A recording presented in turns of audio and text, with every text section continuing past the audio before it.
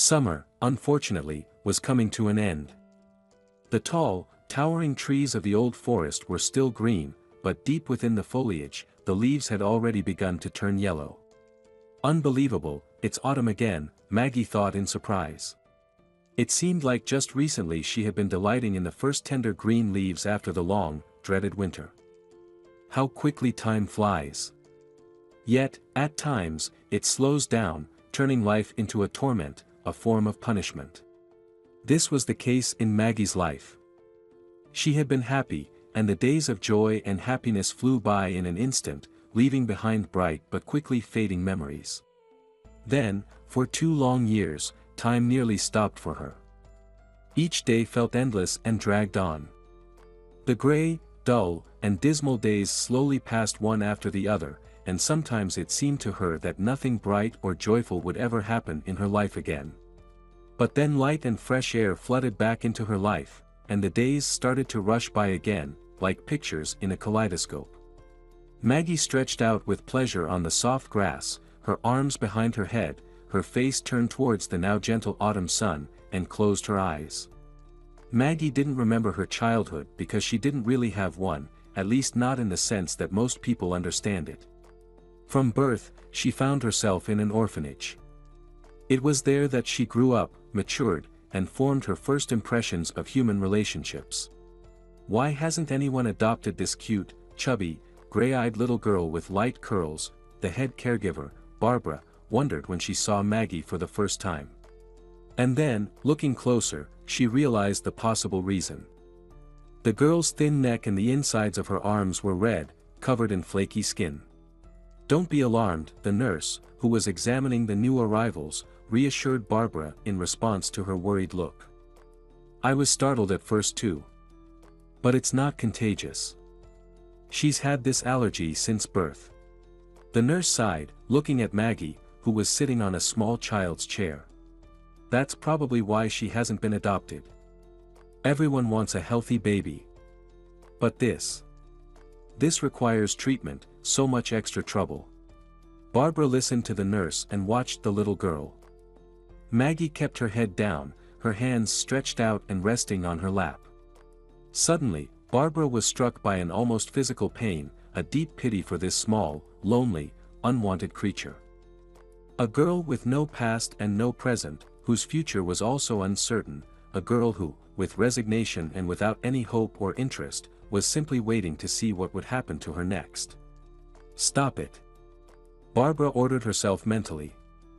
"Don't let yourself get soft. You can't afford to. There's nothing you can do for this child, other than making sure she's warm and well-fed." The orphanage was a world of its own, a small universe separated from the outside world by walls, both real and imaginary, existing only in the minds of people. Childless and having long given up hope of becoming a mother and starting a family of her own, Barbara was an experienced caregiver. She had worked for many years in this challenging place, in every sense of the word. Having long since locked away her own feelings, she genuinely tried to make her wards' lives as peaceful and comfortable as possible. Throughout her professional life, Barbara walked a fine line between what was permissible and what was not in her relationships with the children living in the orphanage. These little ones, deprived from birth of such basic things as a mother's warmth and voice, a father's hands and care, their own home, and personal toys, required a special kind of attention. It took all her inner strength not to let herself be called "Mom," to maintain a distance between herself and the children. To look into those constantly expectant eyes and not answer their unspoken questions. To not be too kind, not allow herself to be manipulated, and not lose the necessary control and authority. A single sign of weakness or pity, and the little psychologists would instantly take advantage of it. Here, kindness was a weakness. A kind person wasn't an authority figure. They weren't used to obeying someone weak. It was impossible to manage such children, all that remained was to punish them. Barbara knew this. She feared spoiling the children with pity, making them weaker, more vulnerable, and giving them a false sense of entitlement. How could she provide warm care without planting false hopes and illusions in them? This dilemma constantly loomed over Barbara, and she found the strength to adhere strictly to the boundaries she had set for herself. She managed this, more or less, until Maggie came along. Perhaps Barbara couldn't forget the sudden feeling that had struck her when she first met Maggie, a special kind of pity that arose at the sight of the girl's complete submission and detachment. Maggie was always quite lonely. She almost never joined the groups that formed, dissolved, and reformed within the small, closed-off world of their orphanage. The girl grew up very reserved, withdrawn, and absorbed in her not-so-cheerful thoughts. And then there was her ailment, which every winter covered her hands, legs, and neck with an irritating rash, no matter how much she tried to protect herself from the cold. Her skin would develop a fine reddish rash, dry out, peel, and itch, becoming even more irritated by the inevitable contact with clothing. As Maggie grew older, she was told that her condition was a congenital cold allergy, which might go away as she aged. She was taken to doctors, given various pills, and was prohibited from eating certain allergenic foods. The treatment didn't help much. Year after year, Maggie silently endured, patiently waiting for the warmth to return and with it, the end of her suffering.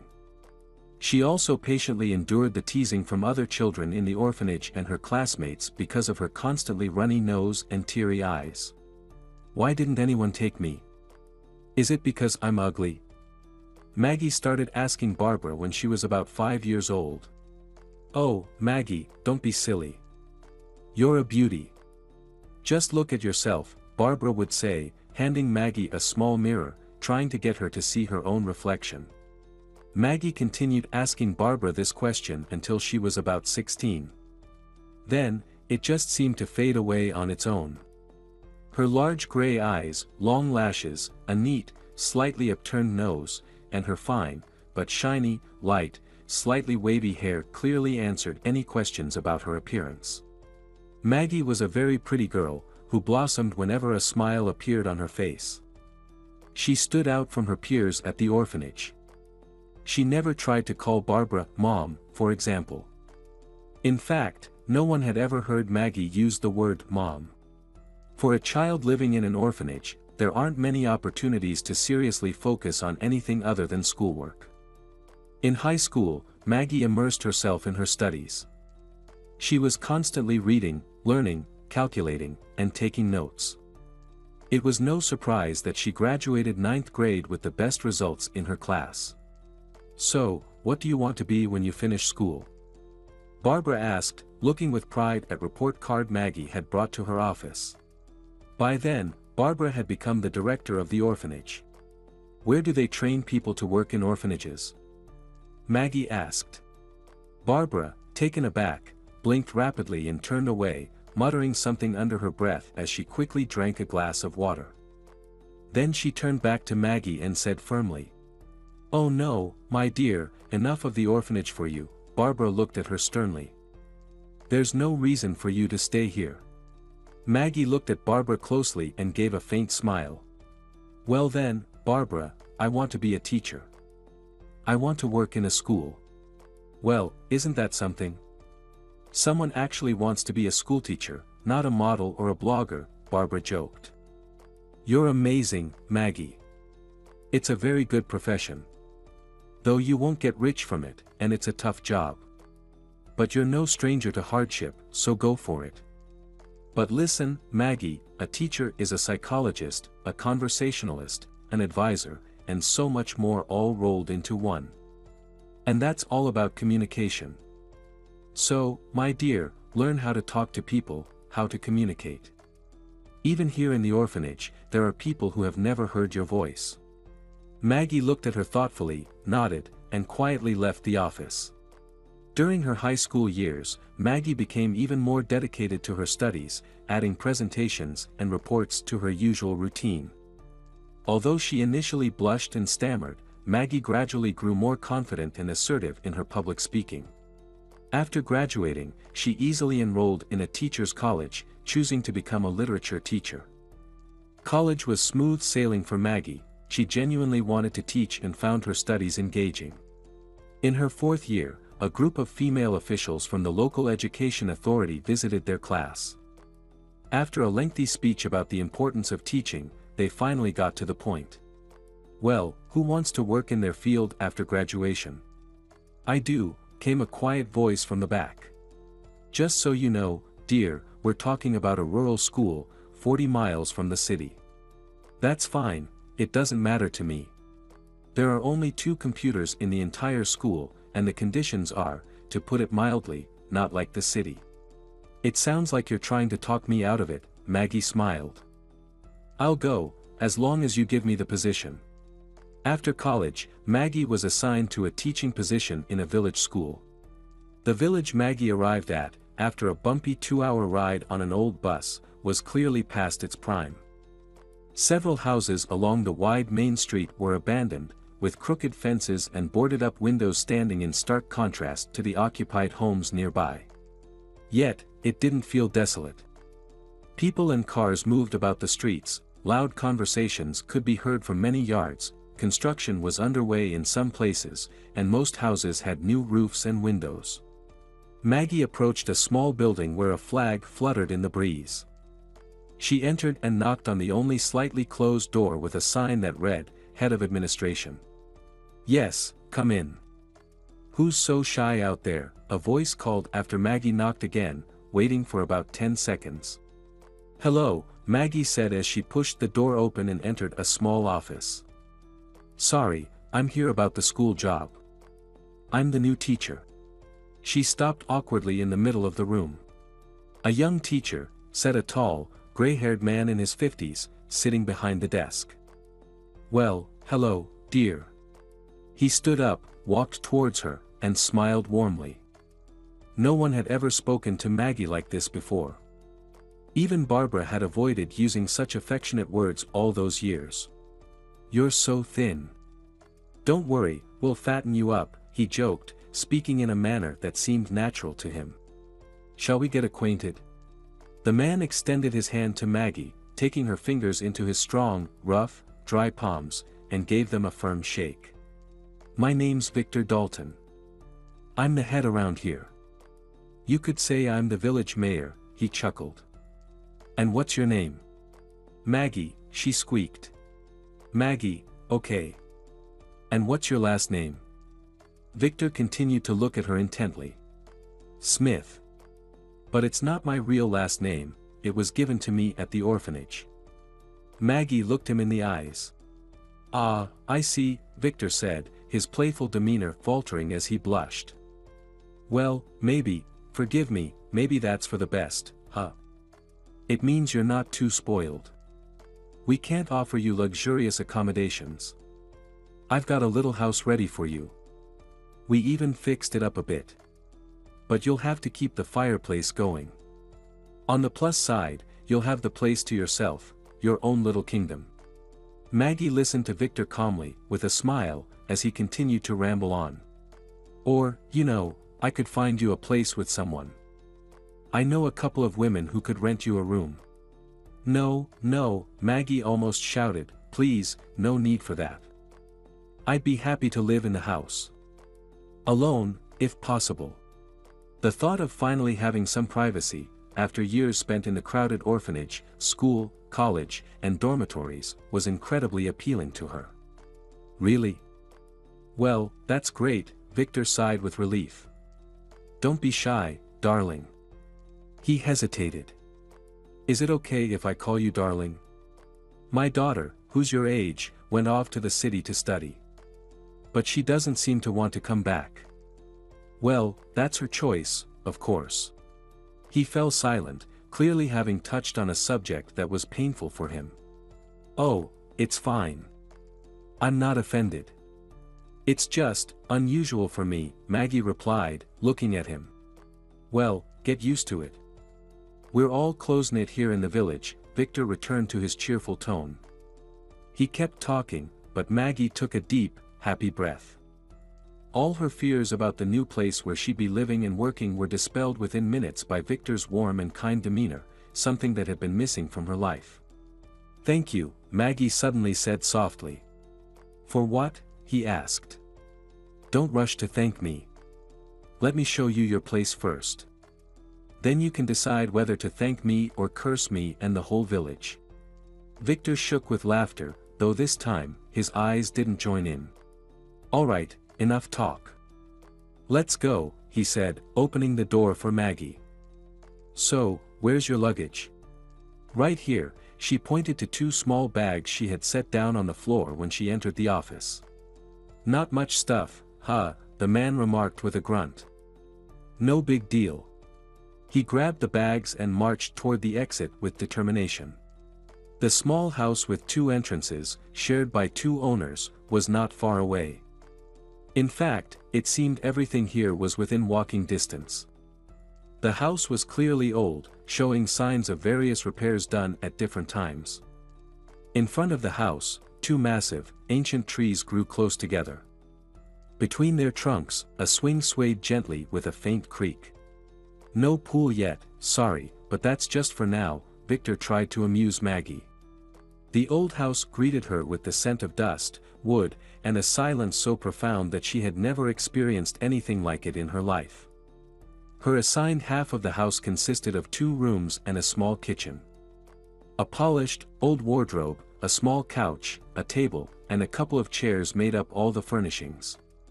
In the kitchen, a refrigerator hummed softly, and a small shelf held the dishes. "So, how is it?" Victor asked anxiously. "Is it good?" "It's good," Maggie replied, not very convincingly, and then, fearing she might have offended him, quickly added, "Really good, I like it." "No, honestly, Victor, I do like it. It's just unfamiliar. And I'm tired from the trip, sorry."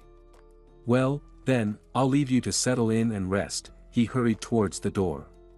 But then he turned back. "Maggie, my wife and I live just 2 houses down. You'll see the flag on the gate. If you need anything, come straight to us, okay? Thank you for everything, Victor." "Really, thank you." Victor left, and Maggie was alone. "Well, here I am," Maggie thought, looking around. Suddenly, fear gripped her. What had she done? What had she gotten herself into? She had never lived alone in her life. And she had never lived in a village. As dusk began to gather outside, shadows seemed to creep from the window towards her feet. Overhead, in the attic, there was a faint noise, like a soft moan, or so it seemed to Maggie. Goosebumps prickled her skin. Something rustled lightly in the corner behind her, and out of the corner of her eye, she caught a quick, small, gray blur. A mouse. Maggie muttered in horror. She had always been terrified of these small creatures. She couldn't understand where this fear came from, having only seen mice a couple of times in her life. It was an inexplicable, physical sense of dread. Whether there were mice in the house or it was just her imagination didn't matter. The mere thought of a mouse was enough to send her into panic. She darted to the wall and flicked the light switch. The room lit up, but it didn't make her feel any better. "I can't stay here. I just can't." She sat on the edge of a chair, tense, and squeezed her eyes shut. "I can't do this. What was I thinking? Why did I come here? What am I going to do?" Maggie sat in the old village house, listening intently, terrified of hearing that faint rustling again. She had no idea how long she sat there, motionless.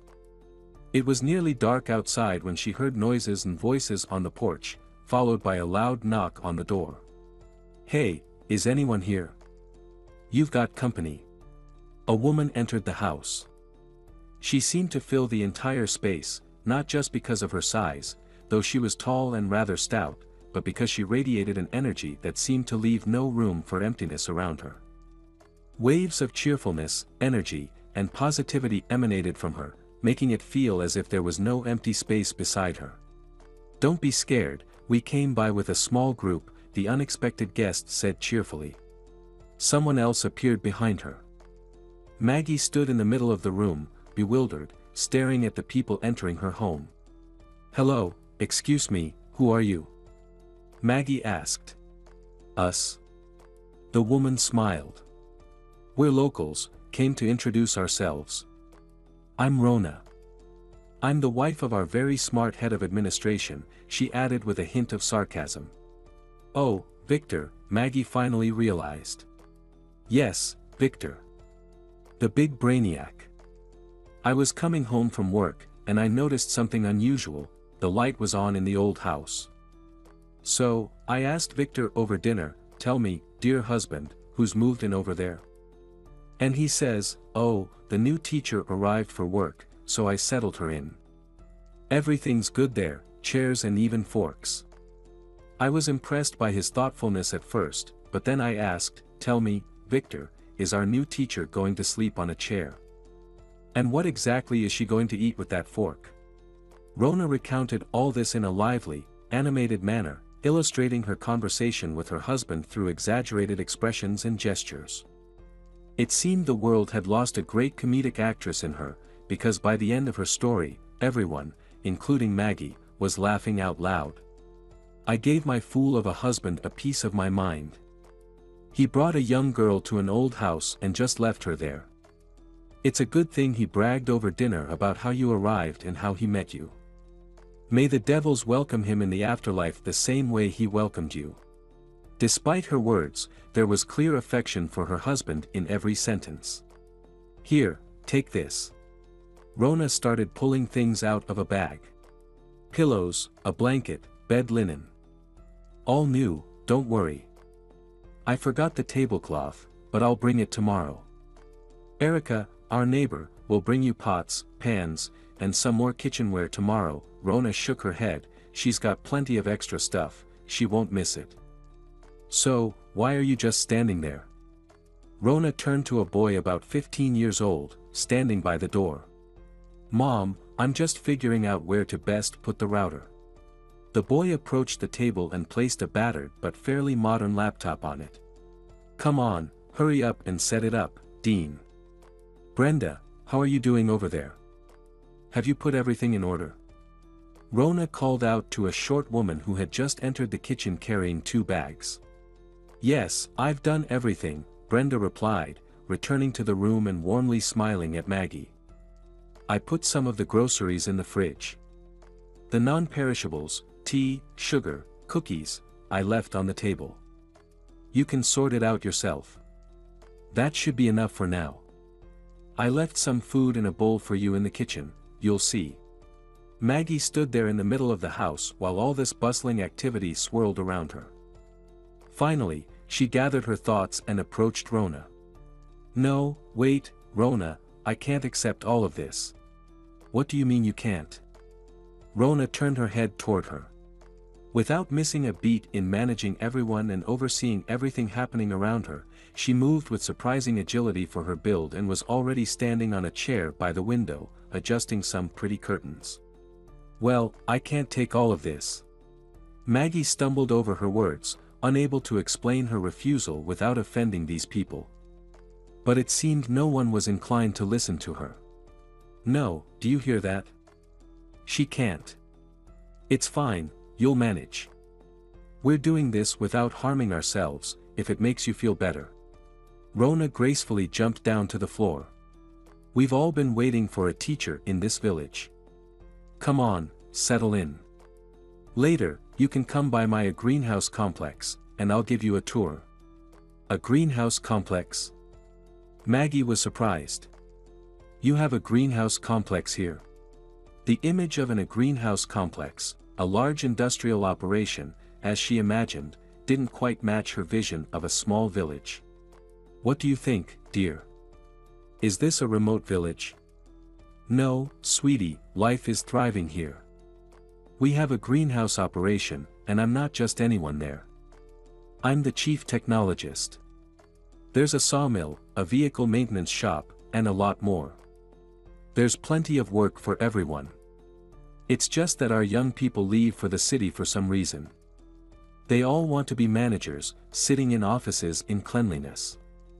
This one is thinking of going too, following his sister. Rona quickly turned to her son but then, reconsidering, looked back at Maggie. Oh, you're so thin, what a shame. Without pausing, she suddenly jumped to another topic. Well, don't worry, we'll fatten you up. Rona almost repeated her husband's words to Maggie when they first met. Suddenly, Maggie imagined Victor and Rona, leading a crowd of villagers, running after her, shoving roast beef, tomatoes, and porridge into her mouth as they went. The picture was so vivid and funny that Maggie couldn't help but burst into laughter. "Well, that's great. You have a lovely laugh, it's genuine." Rona smiled. "I've already informed Odette, the director of our school, about you. She's expecting you tomorrow. Anyone on the street can show you where the school is." "Well, congratulations on your new home, Maggie." Maggie looked at these amazing people, the big, lively Rona, the tall Dean, and the petite Brenda, who seemed even smaller next to her friend. She noticed how they smiled at her, and she felt a lump in her throat. "Thank you," Maggie managed to say with difficulty. "Thank you so much." "You're welcome. All right, let's all head out." Rona seemed to usher her son and Brenda out of the house, leaving Maggie alone again. The silence enveloped her once more. It had become completely dark outside. Yet, for some reason, Maggie no longer felt scared or lonely. She finished the last of the food that Brenda had left her and sank her head into the soft, fresh-smelling pillow. Within moments, Maggie was in a deep and peaceful sleep, and even thoughts of a mouse scurrying around the house no longer frightened her. The next day, Maggie arrived at the school where she was set to work. The school was very old, but there was a certain charm to it. Maggie worked from morning until evening, immersing herself in her job, much like she once had in her studies. The teaching of her subject had clearly been neglected, and Maggie realized that she had a lot of work ahead of her. However, as the first results began to show, a sense of pride and calm satisfaction washed over her. She was in her element, making a difference, and the people were grateful for it.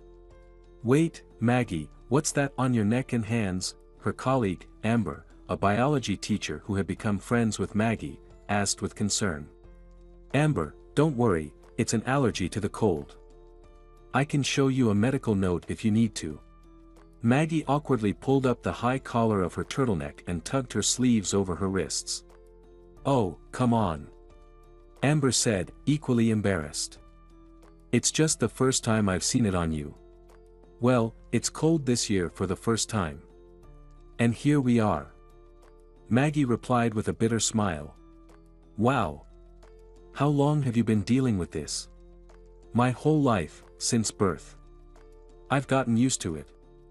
I hardly even scratch anymore, can you imagine?" Maggie tried to end the unpleasant conversation with a joke. "Wait.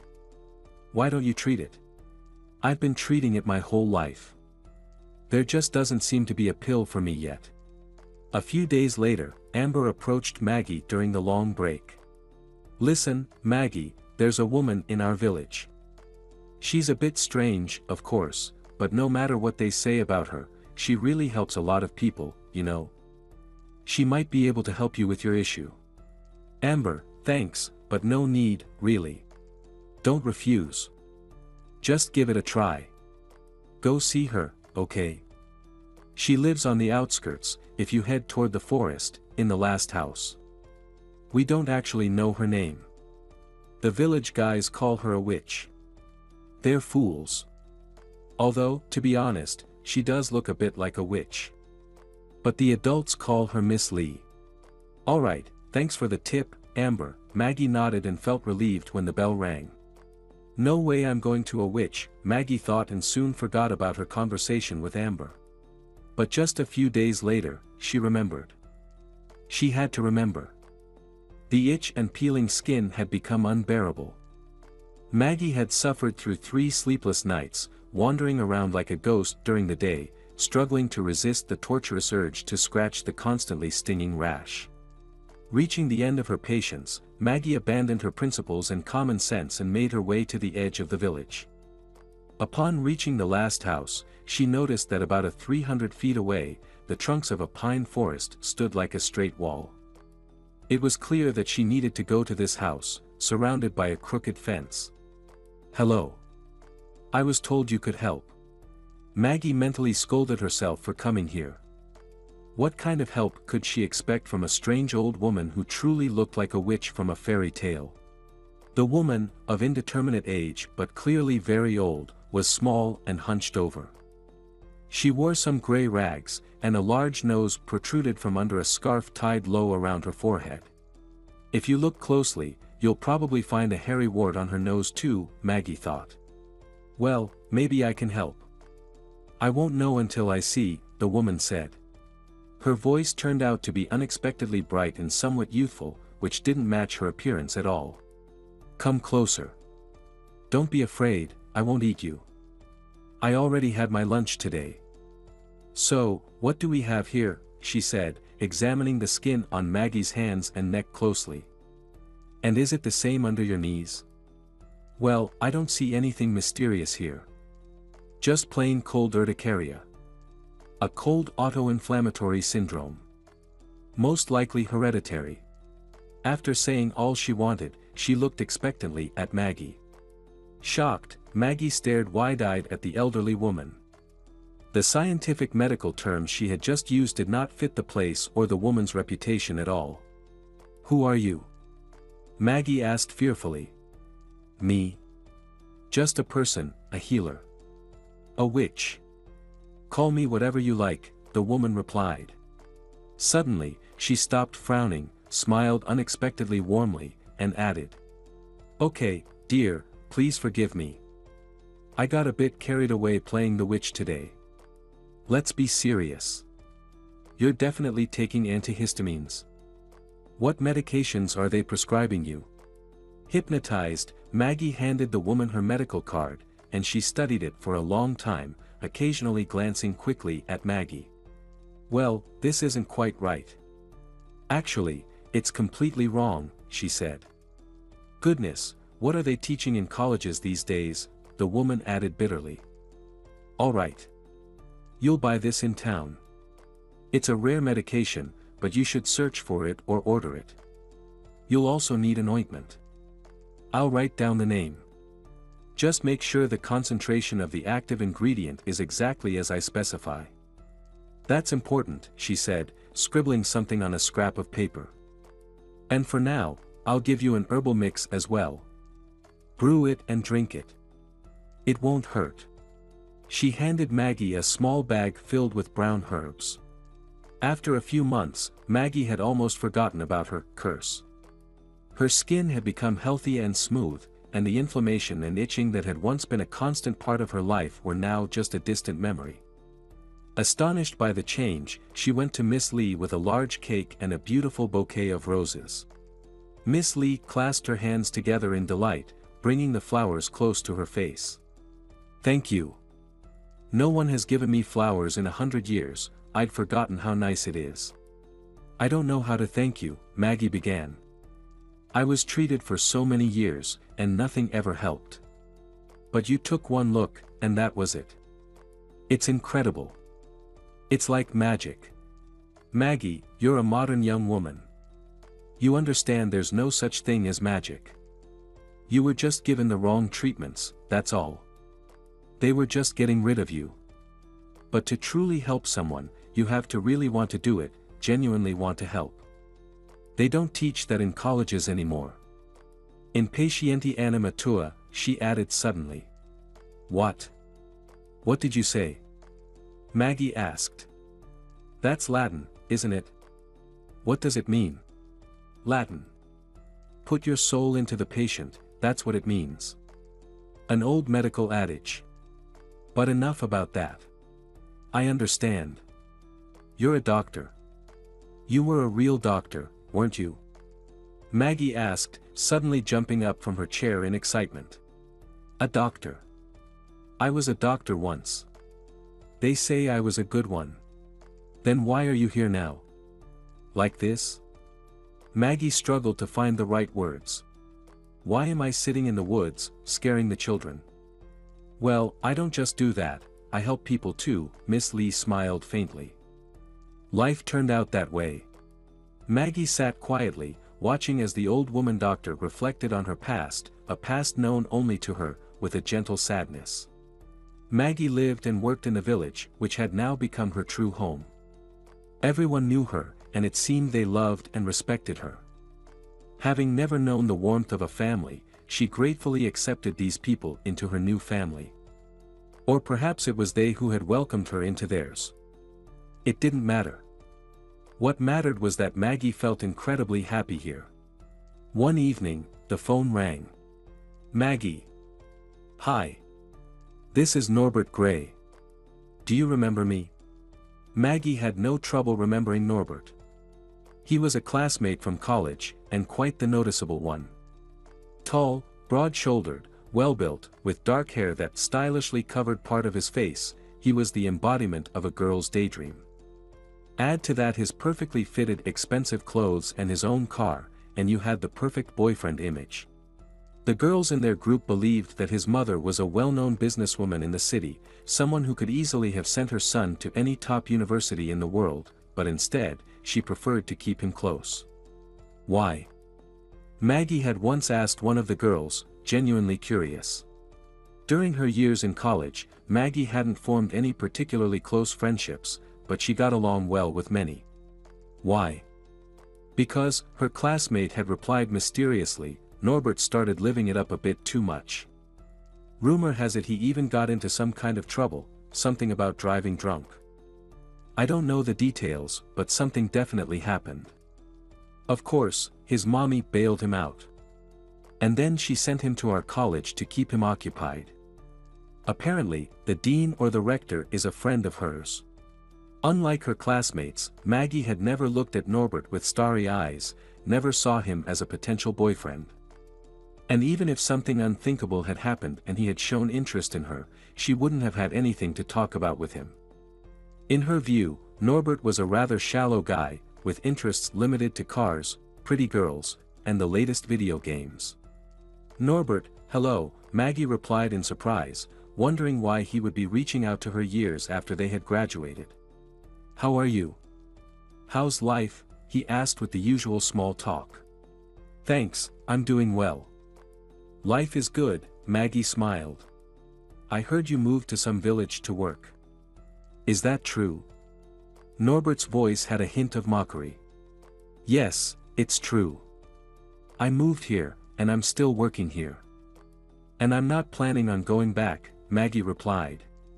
"Not that I have anywhere to go back to," she thought to herself. "This is my home now." "Wow, really? Well, listen, do you even remember that it's been 5 years since we graduated from college?" 5 years? Maggie suddenly found herself deep in thought. Had it really been 5 years since college? Time sure flies. "Wow, you're right. I probably wouldn't have remembered if you hadn't mentioned it," she responded, still surprised. "Well, that's why you have smart friends to remind you. Anyway, we're organizing a little reunion, you know, a college friends get-together. We'll sit, chat, reminisce about the old days. What do you think?" Maggie hesitated. She didn't have any particular memories with Norbert, but the idea of seeing her old classmates and catching up did sound interesting. "So, what do you say?" Norbert asked. "Yeah, that sounds like a good idea. I'm in." Maggie agreed. "Great. Glad to hear it. We even had a little bet going on whether you'd come or not. So, mark your calendar. Next month, on the 25th, it's a Saturday, at 4 p.m. The address is..." He gave her the name of the street and the house number. "Remember the restaurant Eden?" "I remember," Maggie replied, though she had never actually been there. It was a very fancy, expensive place that she'd only heard of. In fact, she had never been to any restaurant in her life, and her experience with anything remotely glamorous was limited to a few visits to budget-friendly cafes during her college days. Maggie's resolve to attend the reunion started to waver. She had imagined a casual gathering with her classmates in a relaxed setting, but this sounded like it was going to be on a completely different level. "Norbert, you know, I've been thinking. Maybe I won't be able to make it after all," Maggie tried to back out. "What? You're not coming? Is it because of the money?" Norbert immediately and accurately guessed the reason for her hesitation. Come on. We're all chipping in $50. It's nothing. Maggie, we're counting on you. See you there, he said, and then hung up. The amount Norbert mentioned was, of course, trivial, though it didn't quite fit with the reputation of Eden as an expensive venue. But if he said so, it must be true. And most importantly, she was swayed by his final words, "We're counting on you." It was something she rarely heard in her life, and she cherished it deeply. That's it, I'm going. Maggie decided, feeling lighter and happier with her choice. But within minutes, Maggie fell back into despair. What on earth was she going to wear to that fancy Eden place? Jeans. She didn't own anything remotely resembling an evening gown suitable for such an occasion. Fine, then. I just won't go. It's not like anyone's going to miss the former orphan girl, Maggie muttered to herself, though deep down, she really wanted to go. Hey, teacher. Why so glum? Maggie, who was lost in thought while sitting on the swings between the old trees, looked up to see Ashley, the eldest daughter of Rona and Victor. Over the past 2 years, Ashley had become Maggie's first real friend. Ashley had returned to the village a couple of years ago with her 4-year-old daughter after an unsuccessful attempt to build a life in the city. Despite the setbacks, she was in good spirits, raising her daughter and happily working as an accountant at the large sawmill. Ashley was a lot like her mother, spirited and confident, and no one dared to bring up her city failures. She was beautiful, self-assured, and convinced that everything would eventually work out the way she wanted. Her daughter, Della, seemed equally content with life. Maggie admired Ashley for her unshakable optimism and energy, which always rubbed off on her. When Maggie told Ashley about the reunion and shared her doubts, she was met with a storm of indignation. What do you mean you're not going? Of course, you should go. See the people, let them see you. Otherwise, you'll just sit here grading papers until you retire. But what will I wear? Can you imagine how beautiful everyone else will look? And me? I've got nothing suitable, and even if I did, I wouldn't know how to wear it. Nonsense. We'll figure something out. Ashley fell silent, deep in thought, and then suddenly let out a shout that made Maggie jump. I've got it. The dress. How could I have forgotten? Okay, so about 3 years ago, I bought this amazing dress. When my dad found out how much it cost, he threatened to cut me out of the will. Ashley laughed, but I never even fit into it. And I couldn't bring myself to return it. I thought, let it be my motivation to lose weight. But it didn't work out, so it's just been sitting there. She laughed again. Anyway, I'll find it and bring it over tomorrow evening. You can try it on. The next evening, Ashley arrived at Maggie's place, and she wasn't alone. Her brother Dean was with her. Dean had been one of Maggie's students, finishing school a year ago and now attending college. Unlike his sister, Dean was a serious young man who spoke less and observed more. Good evening, Maggie, he greeted. Good evening, Dean, Maggie responded, surprised, and then glanced at Ashley. What? We need an unbiased, almost masculine perspective. Dean will be our fashion critic. Okay, critic, take a seat and wait until you're needed, Ashley instructed. Dean smirked, sat on the couch, and buried himself in his phone. Meanwhile, in the other room, the sacred act of transformation began. Ashley pulled something very small and almost weightless out of a bag. Is this the dress? Maggie asked doubtfully. No, it's a couch cover. Of course, it's the dress. Now, raise your arms. Indeed, it was an amazing dress. Made of the thinnest, flowing fabric in a gray, or rather, pearl color that shimmered slightly. It was very open in the back but quite covered in the front, if you didn't count the stunning slit on one side that nearly reached her thigh. Maggie felt the cool, smooth fabric barely touch her skin as the dress slid down and fit her perfectly. Yes. Ashley exclaimed, followed by a deep sigh. Look at yourself in the mirror. Maggie stared at her reflection, speechless. In the mirror stood a slender figure with a high chest, long legs, and sculpted shoulders. The beautiful, alluring curve of her back was stunning. Maggie had never felt so much like a woman. What can I say? There's nothing more to say. This needs to be shown to everyone, Ashley sighed in admiration. And you're not even styled or in heels yet. Maggie, in this dress, with your figure, you could conquer the world. Ashley grabbed Maggie's hand and led her into the room where Dean was sitting. Even as they entered, Dean didn't look up from his phone. But Maggie, now fully embracing her role as a femme fatale, stopped in the center of the room and struck the most dramatic pose she could manage. "Dean!" Ashley called out, and finally, Dean looked up. There was a brief pause before the sound of his phone hitting the floor filled the room, followed by his words. "Wow!" Dean stared wide-eyed at Maggie as he slowly stood up from the couch. "Well, Maggie, I think that's a perfect 10, Ashley commented on her brother's reaction. To say that Maggie caused a sensation at the reunion would be an understatement. She looked absolutely stunning, from her supposedly effortless curls, which were actually the result of an expensive salon visit, to the tips of her shoes. Finding those perfect shoes took them 2 whole days. Ashley dragged and exhausted Maggie through every shopping mall in the city until they were both worn out. "Ashley," Maggie pleaded, "can we please just stop? These shoes are good enough. Let's just get them and be done with it. We don't need good shoes, we need amazing shoes, got it? Shoes that you could wear with nothing else on," Ashley insisted, pulling her friend through yet another store. Finally, they found a pair that made Ashley freeze in her tracks. "Here they are!" Ashley exclaimed. "And the color, just perfect for the dress." Maggie had never felt as beautiful and confident as she did that evening when she walked into the restaurant and noticed the admiring glances from the men and the puzzled, scrutinizing looks from the women.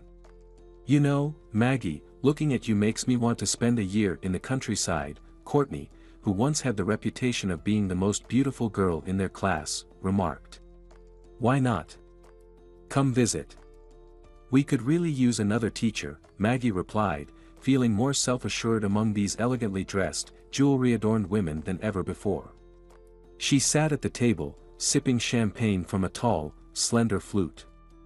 Everything was almost perfect. "May I have this dance?"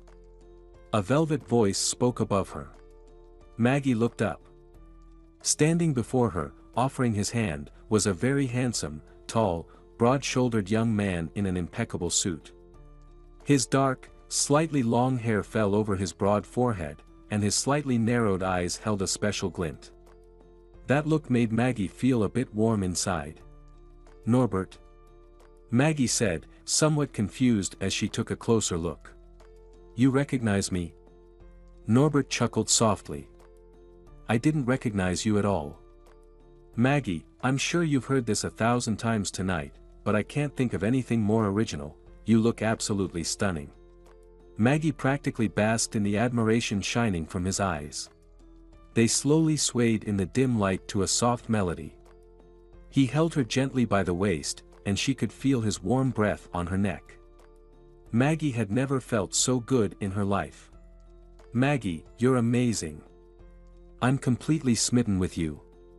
I'm so glad I managed to pull you out of that village of yours," Norbert whispered. "And you know what? I have no intention of letting you go back." After that evening, it felt as if Maggie had stepped into a fairy tale. Every Saturday, after finishing her work, she would head to the city, where Norbert would be waiting for her. A few times, he even came to pick her up in a sleek, expensive car. "So, tell me everything," demanded Ashley after Norbert's first visit. "Tell you what?" "There's nothing to tell," Maggie replied, blushing as she tried to deflect Ashley's curiosity. "Oh, sure, nothing at all," Ashley said sarcastically. "Come on, spill it. Who's that handsome guy in the fancy car who came to get you? Is he your boyfriend now? What are you talking about? Why would you assume that? He's just an old classmate. We met at that reunion I went to in your dress.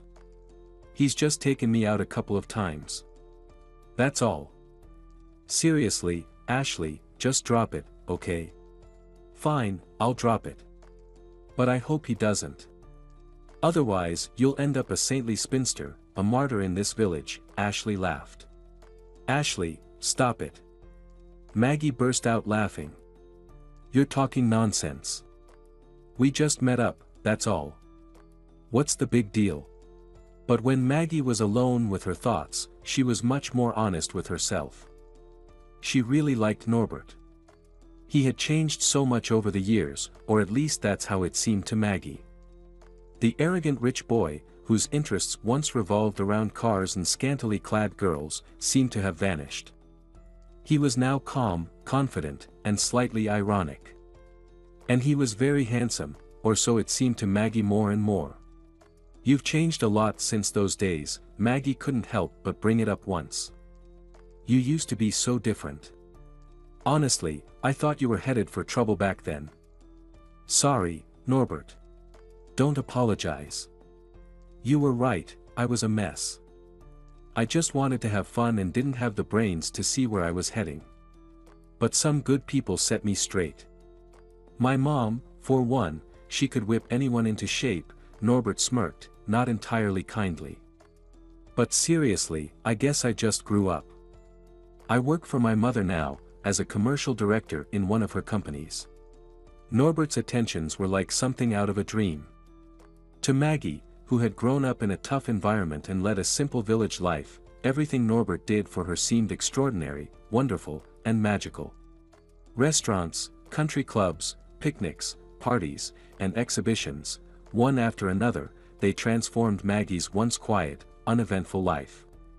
But what she loved most were the moments when it was just the two of them, alone in his city apartment. Norbert, why me? Maggie asked one day. They lay close together, Maggie's head resting on Norbert's shoulder as she traced light circles with her fingertips across his smooth chest. What do you mean, why me? Norbert asked, slightly puzzled. I mean exactly that. Who am I? A village schoolteacher, an orphan. And you're a wealthy bachelor from a prominent family. Back in college, you didn't even glance in my direction. You didn't interest me either. I didn't exist for you, I was invisible. Well, you know, I was an idiot back then. And besides, you didn't wear those kinds of dresses in college. Norbert, I'm serious. Why me? How can I explain? It's just, you're smart and beautiful. But most importantly, you're real, you know. At our office, the guys have this game, guess what's real? You know what I mean. All those plastic nails, silicone lips, fake hair. Ugh. Imagine this, I was dancing with a girl once, and I tried to fix one of her curls, but the whole lock came off in my hand. It scared me. Imagine spending time with someone and she starts falling apart piece by piece. But with you, nothing's going to fall off, right? Or will it? Maybe I should check right now. You're such an idiot. Maggie laughed, jumping up and throwing a pillow at him. They laughed for a long time and then kissed. Norbert's mother, Amalia, was indeed a powerful and influential businesswoman. Norbert was her only son, whom she had raised without a father. Despite her strict parenting methods and attempts to control him, Norbert grew up as a self-assured egotist, convinced that the world revolved solely around him and his desires. Norbert introduced Maggie to his mother a few days after their reunion. Mom, this is Maggie. My girlfriend, I hope, he added, looking slightly embarrassed. A surprised Amalia glanced at the equally surprised Maggie. Well then, Maggie, Amalia paused, my son has never been known for his tact. But since we're here, let's get acquainted, she said, looking at Maggie and suddenly smiling warmly and sincerely. A couple of months after they met, Norbert's mother invited Maggie to her office. Maggie, please have a seat. I need to talk to you. The woman, accustomed to commanding highly qualified professionals and managing vast sums of money, seemed nervous. I want to talk to you about Norbert. Maggie, it's hard for me to say this, but I need to warn you. My son, unfortunately, isn't a very good person. Oh, Amalia, why would you say that about Norbert? I love him. Maggie, I think he loves you too, Amalia said, her voice tinged with surprise. He's never loved anyone in his life. But with you, it seems different. I'm so hopeful, yet afraid to hope. Thank you, Maggie, whatever happens, thank you. Maggie was preparing to leave for the city. Norbert had finally convinced her to move in with him. Maggie, this is just silly. How do you see our relationship? Weekend meetups? If your job is so important to you, and you still want to be a teacher, let me tell you a secret. They have schools in the city too, can you believe it? So, come on, pack your things and move in with me. But how can this be, darling? Victor said, sounding a bit lost when Maggie told him she was leaving. You've become like family to us. You're one of us. And now you're leaving. I was even planning to build you a new house. With a pool, he added in his usual joking manner. But neither of them felt much like laughing. Please forgive me, Victor, it just happened this way. Maggie, remember this, you always have a home here, and we'll be waiting for you, okay? Suddenly, he pulled her into a tight hug, pressing her against his chest. Thank you, she mumbled, burying her face in his soft fur vest. So, did he propose to you? Ashley, as always, was direct and to the point. She was sitting on the couch, watching gloomily as Maggie packed her few belongings. No, actually, he didn't. And what's the point of all this then? You know what, I'm not going anywhere until he proposes, Maggie said, frowning comically before bursting into laughter. Ashley, what does it matter? I love him, you know. I love him and want to be with him. It's really that simple. An open relationship? Modern values? Ashley asked sarcastically. What a fool. And suddenly, her face twisted, and she began to cry. Maggie, don't go. Please. Why do you need this prince? We can find you just as good a guy here. Don't leave. Ashley sobbed, hugging Maggie as she sat down beside her. Oh, Ashley, come on. We'll still see each other. I'm not flying to the moon. But what about me? What about us? Are we only going to see each other once a year, or on special occasions? I can't live without you. Damn it, it's all because of it. Ashley muttered through her tears. Because of what? Maggie asked, wiping her friend's tear-streaked face. What are you talking about? That cursed dress. If it weren't for that dress, none of this would have happened, Ashley replied angrily. Maggie burst into laughter. Ashley, you're such a baby. She pulled Ashley up from the couch and twirled her around the small room. Ashley, darling, I'm so happy, and nothing else matters. Maggie had been living with Norbert for 6 months. Everything was wonderful, at least at first. He was caring and affectionate. Maggie regularly received flowers, small gifts, and sweet words of love. She felt very happy with him. However, one thing cast a shadow over her happiness. After moving in with him, she realized that he seemed to have a problem with alcohol. No, Norbert wasn't a full-blown alcoholic, but it had become normal for him to have a little whiskey almost every day. It was one thing when it happened in the evening before bed, but it was entirely different when he drank whiskey in the middle of the day and then got behind the wheel. When she tried to bring it up, he either fell silent or reacted with bursts of irritation. Listen, Maggie. Norbert would say angrily. Let's get one thing straight, you're neither my mother nor my wife, at least not yet. Don't try to tell me how to live my life, okay? I'm a grown man and know what I can and can't do. Maggie didn't give up her attempts to address the issue. A couple of times, she even refused to get in the car when she suspected that Norbert had taken a few swigs for courage, as he put it. Maggie, it's your choice. Call a taxi if you want, but I'm still driving. That late evening, Norbert and Maggie were coming back from a party in the countryside. As usual, she subtly sniffed the air, trying to figure out if he had been drinking. There was no smell of alcohol, nor any of the usual scents people use to mask it. "Norbert, are you okay?" she asked, just to be sure. "As good as ever, my love," Norbert replied. "I'm actually in great shape today, did you notice? I'm going to give you a real ride." The powerful engine roared to life, and the sleek sports coupe screeched its tires as it shot forward. Norbert was clearly in the mood for a thrill, driving the car at an incredible speed. "Norbert, please slow down," Maggie shouted. "Maggie, leave me alone, let me have a little fun." "The guys are right, you're so boring, you don't know how to enjoy yourself." Maggie fell silent, hurt. The car roared down the nearly empty highway, quickly approaching the city. Damn! A detour. This wasn't here before. Norbert abruptly swerved off the highway onto a narrow detour without reducing speed. "Norbert, slow down.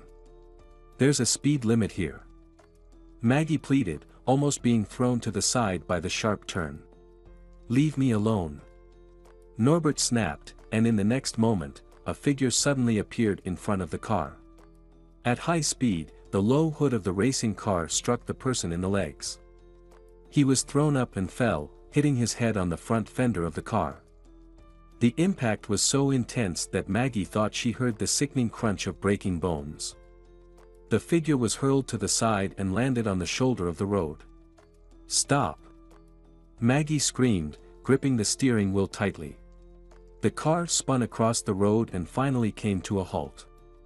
Silence fell over them like an avalanche. Maggie cautiously turned her head and looked toward the person lying on the ground. "Please, make a sound, move," she pleaded with the stranger. Finally regaining her composure, she fumbled to unbuckle her seatbelt and started to climb out of the car. "Wait! Where are you going?" Norbert grabbed her shoulder. "Where do you think?" "To see what's wrong with him. We just hit someone, in case you didn't notice." "I noticed, Maggie. Let's just leave. Have you lost your mind?" Maggie jerked her arm away from him and finally opened the car door, stepping outside. The person lying on the shoulder of the road was dead. It was evident at first glance. Dark fluid was pooling out of a horrific wound on his skull, and his wide-open eyes stared vacantly at the sky. "Is he dead?" Norbert stood behind Maggie. "He's dead, right? What do we do? What do we do?" "Call an ambulance and the police. The sooner, the better." Maggie turned toward the car to grab her phone, but Norbert seized her hand. "Wait, wait. It's too late to help him, but you'll get me into trouble." Norbert started to tremble. He continuously clenched and unclenched his fingers, and his face was turning pale, covered in tiny beads of sweat. "You don't understand. We can't let anyone find out that it was me." Fear twisted his face, and panic swirled in his eyes. Maggie took his clenched hands in hers and tried to relax his stiffened fingers. She stroked his head and cheeks, trying to warm his cold, sweaty skin. "They'll put me in jail, you understand? I'll get a long sentence, at least 10 years. Probably even more. I just won't get out of there." "Norbert, sweetheart, why do you think that? 10 years. It was an accident, you didn't mean to do it. It's a tragic event, everyone will understand. They have to understand." He suddenly yanked his hands away from her. "Norbert. You'll have a lawyer. He'll help explain everything. Your mom mentioned once that the best lawyers in town are all her acquaintances." "Mom? No. She won't forgive me. She'll never forgive me. She said that was the last time, and that's it." "What won't she forgive? What was the last time? What are you talking about?" Maggie asked, confused. Stammering and fumbling for words, he told her that when he was 19, he had gotten behind the wheel with friends after drinking quite a bit. The drunken idiots had raced down the road and hit a young woman with a stroller at a crosswalk. Norbert had enough presence of mind to call an ambulance. What saved him was that he didn't flee the scene, resisting the pleas of his friends, who had sobered up from fear. The woman who had been hit was fortunate, she suffered moderate injuries, and the baby in the stroller only had a few bruises from the fall. Norbert's mother paid for the best lawyers for her son and covered the physical and emotional damages to the injured woman. Despite all this, Norbert still received a suspended sentence and, of course, lost his driving privileges. After a while, he began to suspect, not without reason, that his mother deliberately chose not to seek a complete dismissal of the criminal case to punish him. His gratitude toward her for saving him morphed into hatred because it felt like she had put a collar and leash on him for life. However, Norbert was smart enough not to show his true feelings toward the person on whom his well-being completely depended. Given his previous conviction, the fact that he had gotten behind the wheel again and killed someone was a death sentence for him, a real long prison term from which no one could save him. No one. Really no one. In his foggy brain, a saving thought suddenly sparked. No, there was one person who could, who must, who had to save him. Maggie, save me. Only you can save me, he cried, wrapping his arms around her legs and pressing his face against them. Please, save me, my beloved girl, my only one, save me. Norbert sobbed, crying hysterically and whimpering. Norbert, sweetheart, but what can I do? Maggie truly didn't understand what he wanted from her. Norbert jumped to his feet, gripping her forearm with his fingers and staring intensely into her face. She felt something was off with his eyes. But the next thing he said shocked her. Maggie, there's only one way out. Let's say you were driving. How can I be driving? I don't even have a license. What difference does that make? It doesn't matter. You're a woman, you're sober. Wait, Maggie interrupted him. You're sober too, you didn't drink, right? Well, I didn't drink, Norbert yelled. I didn't. Is that all that matters? Maggie looked closely at Norbert. He was moving sharply, as if jolted by invisible electric shocks. This could be explained by excitement, fear, or stress. But his eyes, there was definitely something off about his pupils. So, she wasn't imagining things. You took something, didn't you? Some kind of drug. What did you take? It's none of your business. Listen, you, Norbert stopped himself, clearly realizing he needed to speak to her in a different tone. Maggie, my dear girl, it just happened. It was all Max's fault. He convinced me to try it, it was just one pill. Maggie, I can't. You understand, they'll definitely do a blood test. Or saliva, or something, and that's it. My life will be over. Maggie stopped listening to his hysteria and simply thought. So, he's on drugs. If everything he says about his past is true, he's really done for. He'll go to prison for a long time. God, Norbert, what have you done? She was pulled from her thoughts when Norbert shook her shoulders again. You're not scared, you're from the orphanage. People always feel sorry for you and forgive you. Even if you get a sentence, it'll be light, maybe 2 years, and suspended. I'm sure of it. From the orphanage. Maggie hadn't heard those words in years, words that had been a stigma for children raised without families. But even after so many years, those words stung her like a whip. Hearing them from Norbert made it especially unpleasant. Norbert, what does it matter that I'm from the orphanage? Everyone is equal before the law, right? I'll hire the best lawyer in town, I promise you, we'll get you out of this. It will be classified as involuntary manslaughter, I remember that. My mother likes you, she always has. She'll surely help you. Maggie, my beloved, save me. You said you loved me, that you'd always be with me, in sorrow and in joy. So, let's go. Prove that this isn't just pretty words. Save me. He dropped to his knees in front of her again, gripping her hands and pressing his face against them. Her Norbert, poor, confused, scared Norbert. What was she supposed to do? How could she help him? Maybe he was right. After all, she loved him, she really did. And if she loved him, didn't that mean she should be willing to do anything for him? Wasn't that how it was supposed to be? Not far from the turnoff, the sound of an engine could be heard, and then beams of headlights shone through the bushes. A car was coming toward them, and in a few seconds, there would be others who would see everything. Soon, the scene would be swarming with people. A police car, an ambulance, and strangers gathering in unimaginable numbers at this late hour on the narrow detour road, all centered around the horrific black stain, the body of the deceased, covered with a tarp. Maggie stood off to the side, feeling as though she were watching everything from above, as if she were far away. It felt like none of this had anything to do with her, as if she were somewhere distant. Norbert moved from one group of people to another, explaining something and regularly pointing at Maggie. Yes, my girlfriend was driving. It was dark, he ran out into the road right in front of the hood, and she lost control of the car. I told her to slow down, just slow down. You know how women are, his voice carried to Maggie, muffled and distant. Then, dazed and confused, she found herself sitting in the investigator's office. Maggie, do you admit your guilt in the accident that resulted in a fatality? Yes, Maggie whispered, barely audible. Later, Norbert came in.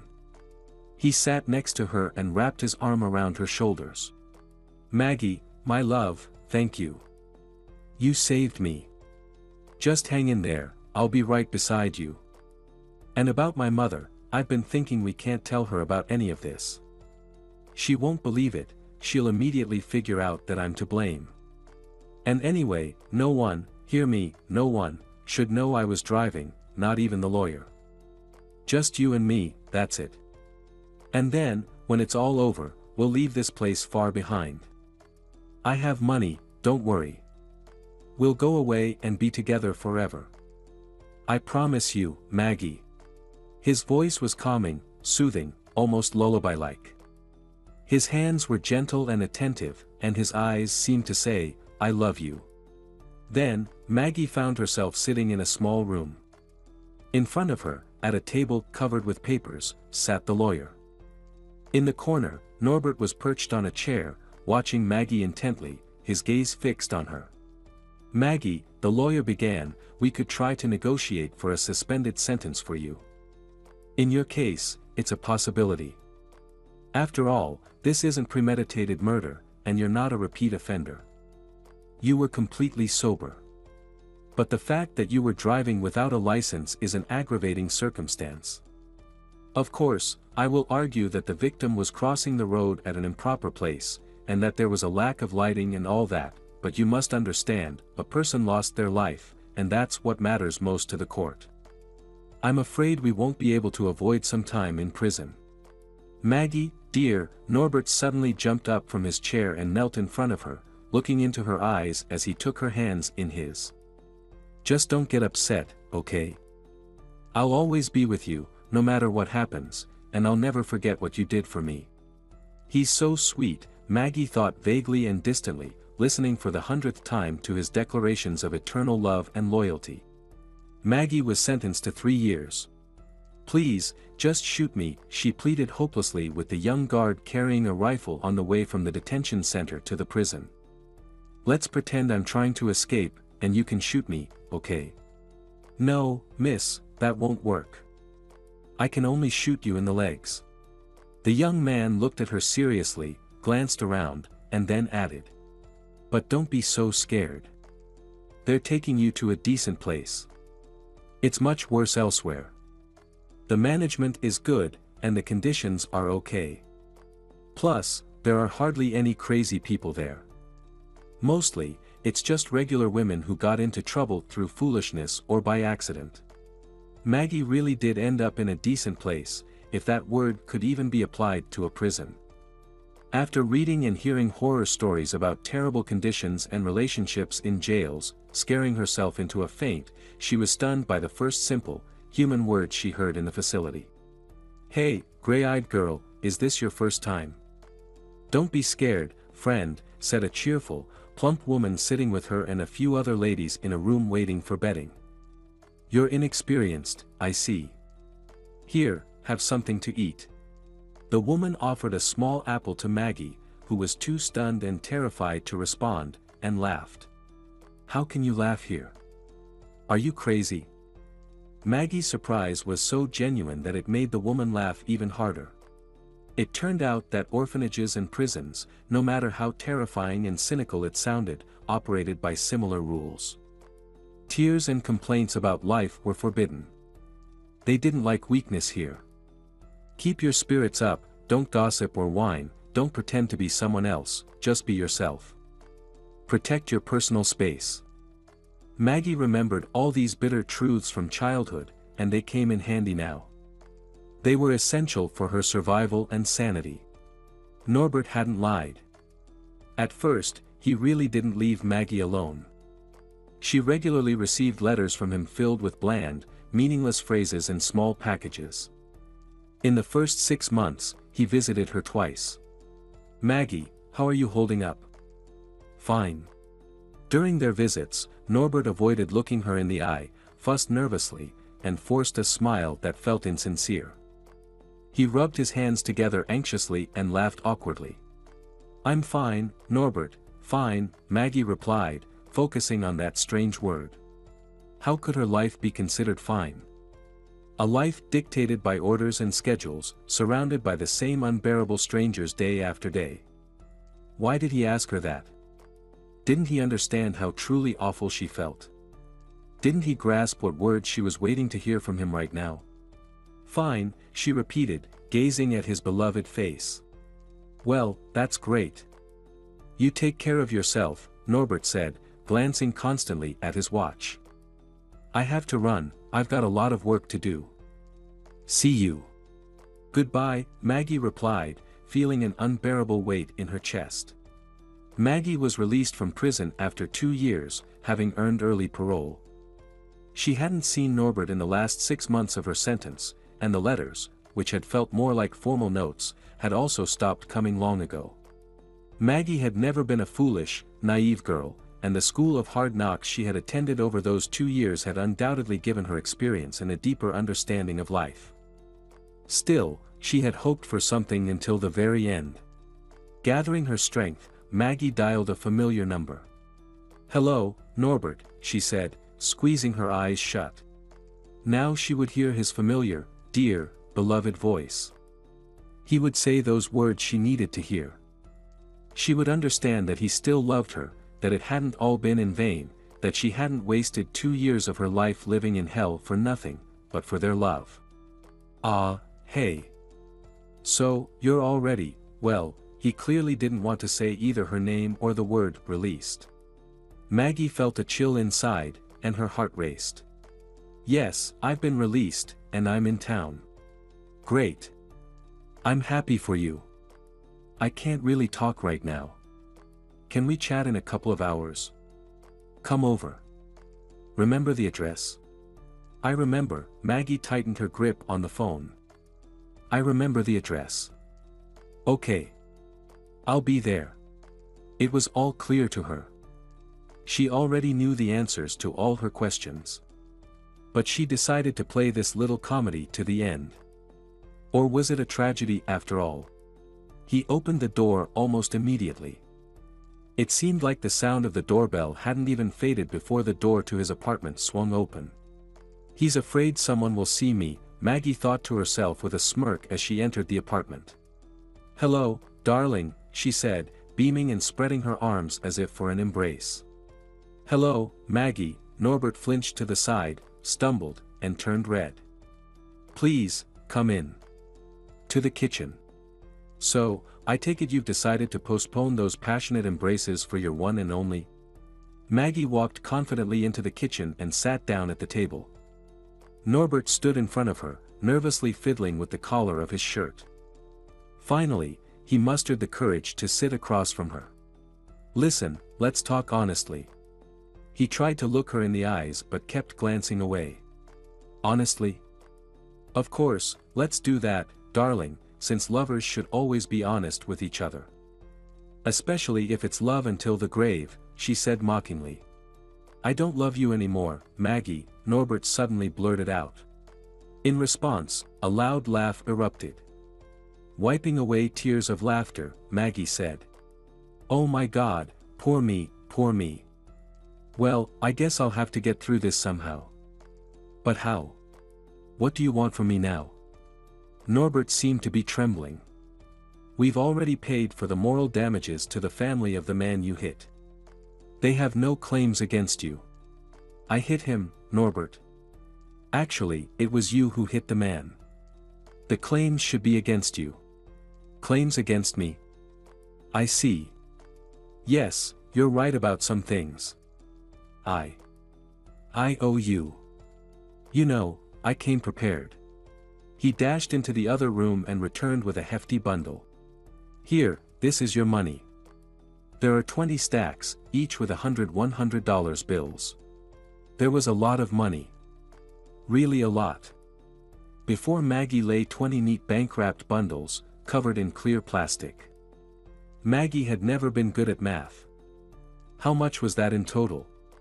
She found it amusing and burst into laughter. Why are you laughing? What's so funny? Norbert shouted, his voice tinged with hysteria. I just can't figure out how much you value me, Maggie continued to laugh. There's $200,000. That's all I have.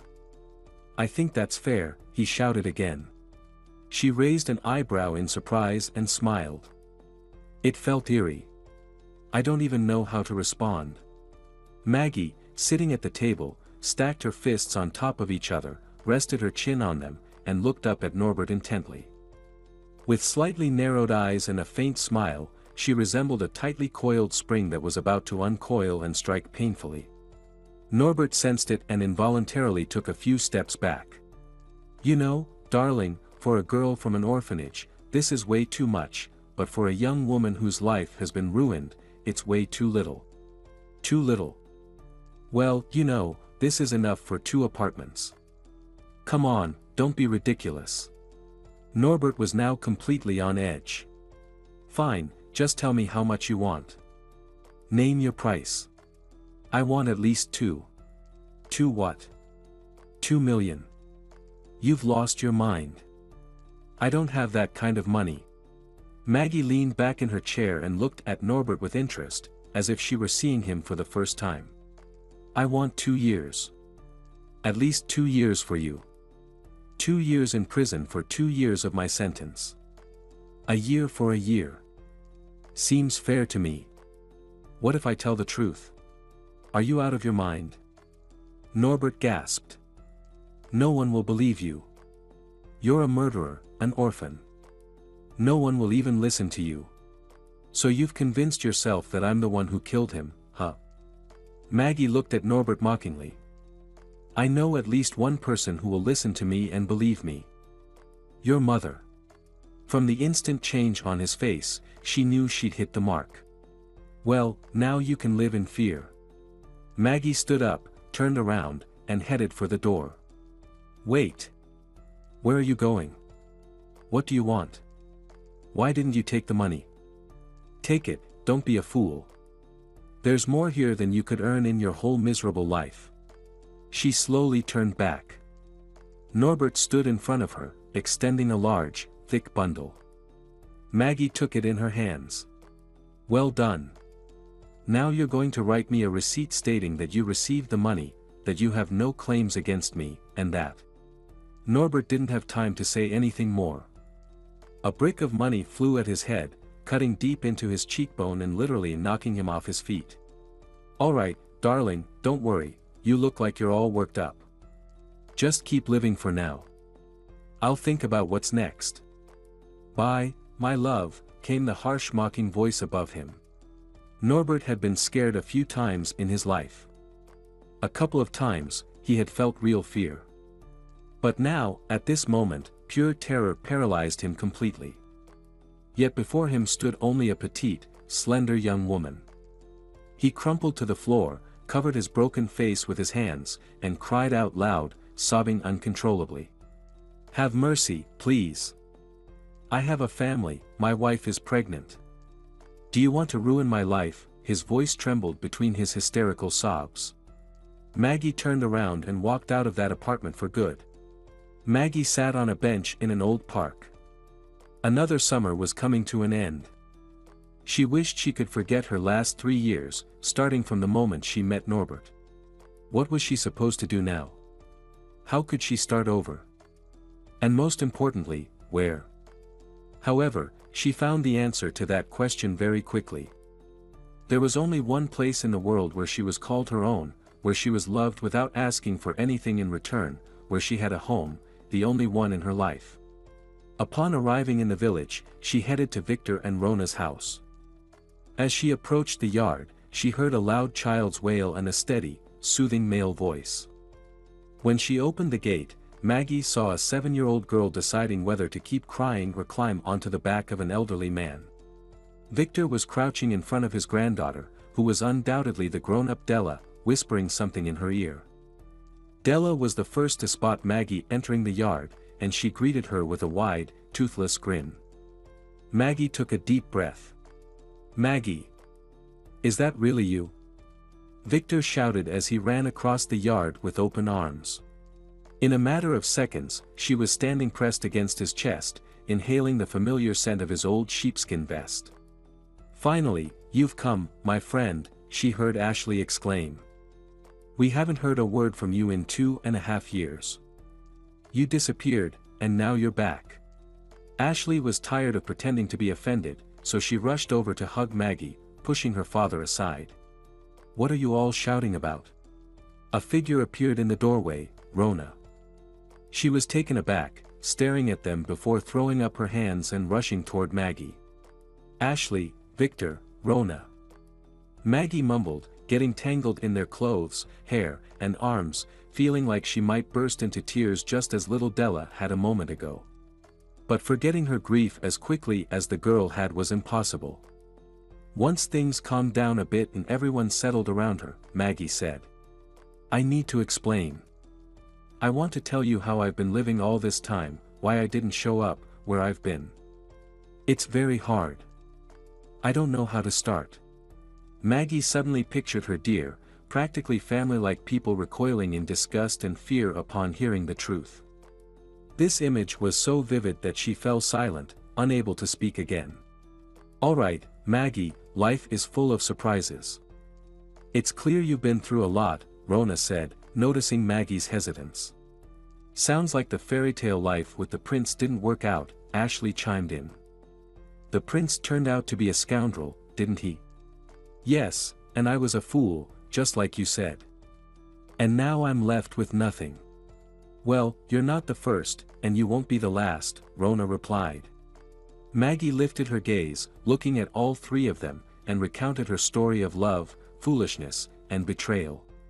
"Well, that's it," she concluded. "I've come to you, covered in dirt. Forgive me. I just have nowhere else to go. But maybe I shouldn't have come." Maggie lowered her head even more. "You, Maggie, seem to have been through a lot. But if you were a fool before, you're still one now," Rona's loud voice rang out. "Do you really think we'd kick you out? And why didn't you take the money?" Ashley suddenly asked. "That was your money. Ashley, how can you not understand?" I sat there, looking at that pile of money, and it made me nauseous. It felt like I was selling myself, like I was agreeing that I deserved to be in there. "No, I can't do that." "Right," Rona supported her. "But did you at least give him a good punch in the face?" "I did punch him in the face," Maggie smirked. "He should be locked up." "Have you all gone completely mad?" Ashley fumed. "Why didn't you report him?" "Why?" "Ashley, calm down and listen to me. After realizing he left me, I spent all this time thinking about revenge. I imagined how I would go out and make him tremble with fear, how I would turn him in.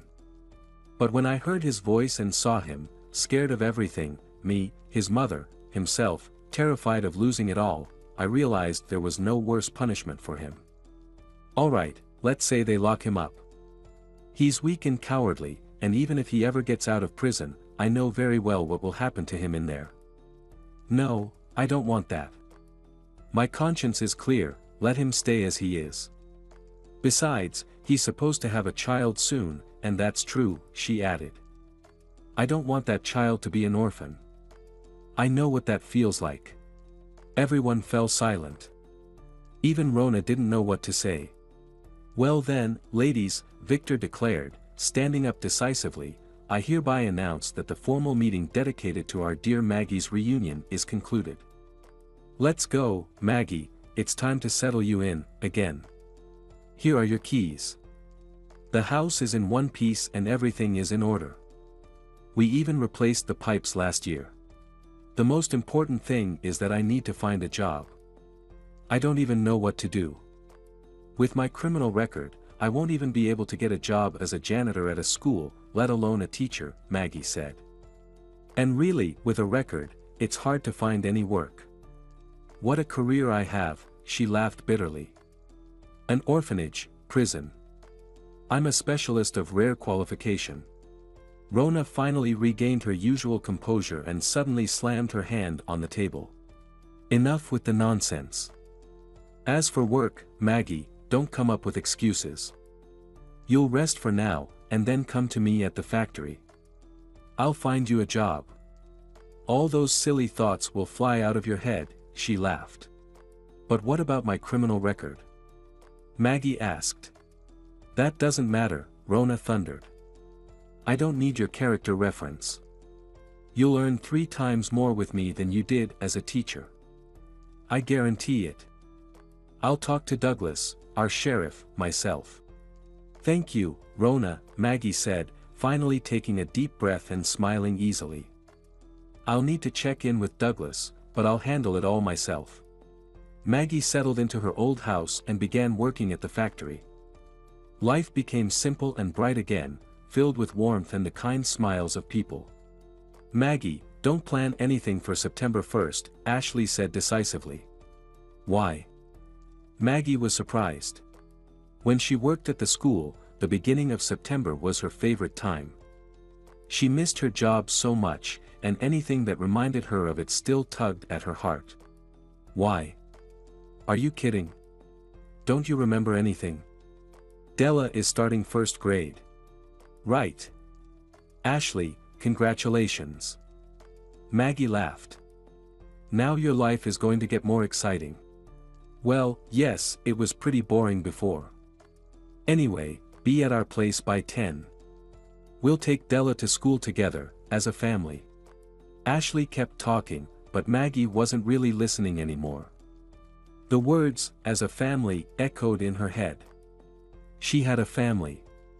Maybe not by blood and they had only known each other for a few years, but did that really matter?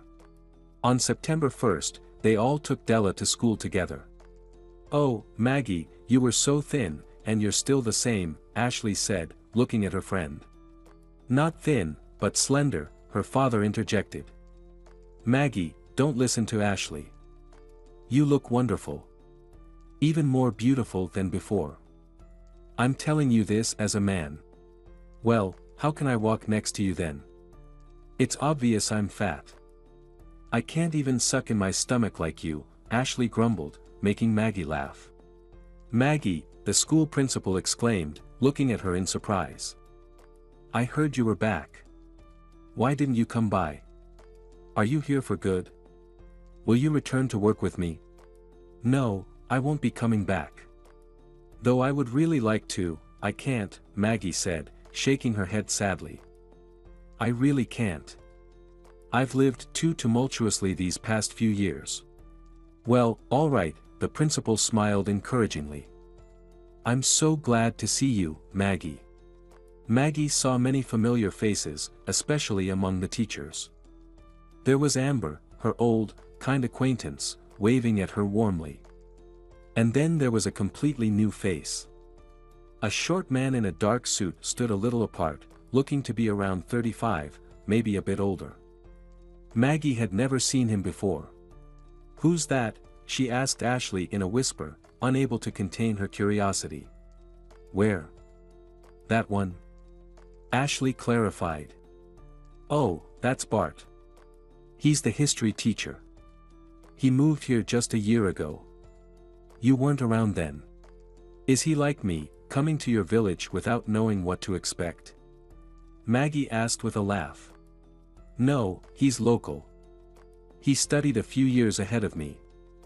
After school, he moved to the city. We hadn't heard anything from him for about 10 years. And then suddenly he came back to work as a teacher. Maggie looked at the man again, and their eyes met. He smiled unexpectedly and gave a slight nod. For some reason, Maggie felt both pleased and a little awkward. She quickly looked away and focused on Ashley, who was, of course, chattering away in a hushed tone. Can you believe it? I don't know what kind of drama he went through, but he came back to his parents. Now he's sitting here, pretending he's happy in the village. Ashley, why do you say he's pretending? Maggie laughed. You came back to your parents from the city too. Are you and Della pretending to be happy here? What does that have to do with me? I'm a woman, and he's a man. Do you understand the difference? No, to be honest, not really.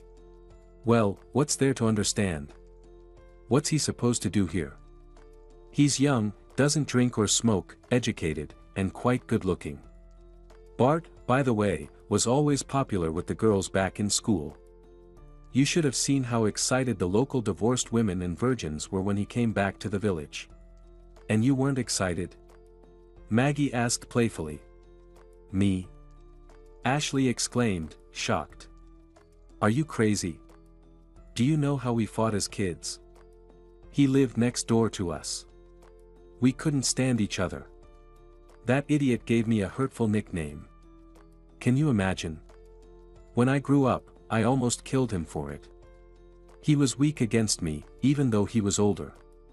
They continued their quiet conversation, stifling laughter, while Maggie stole glances at the short man in the suit that fit perfectly on his broad shoulders.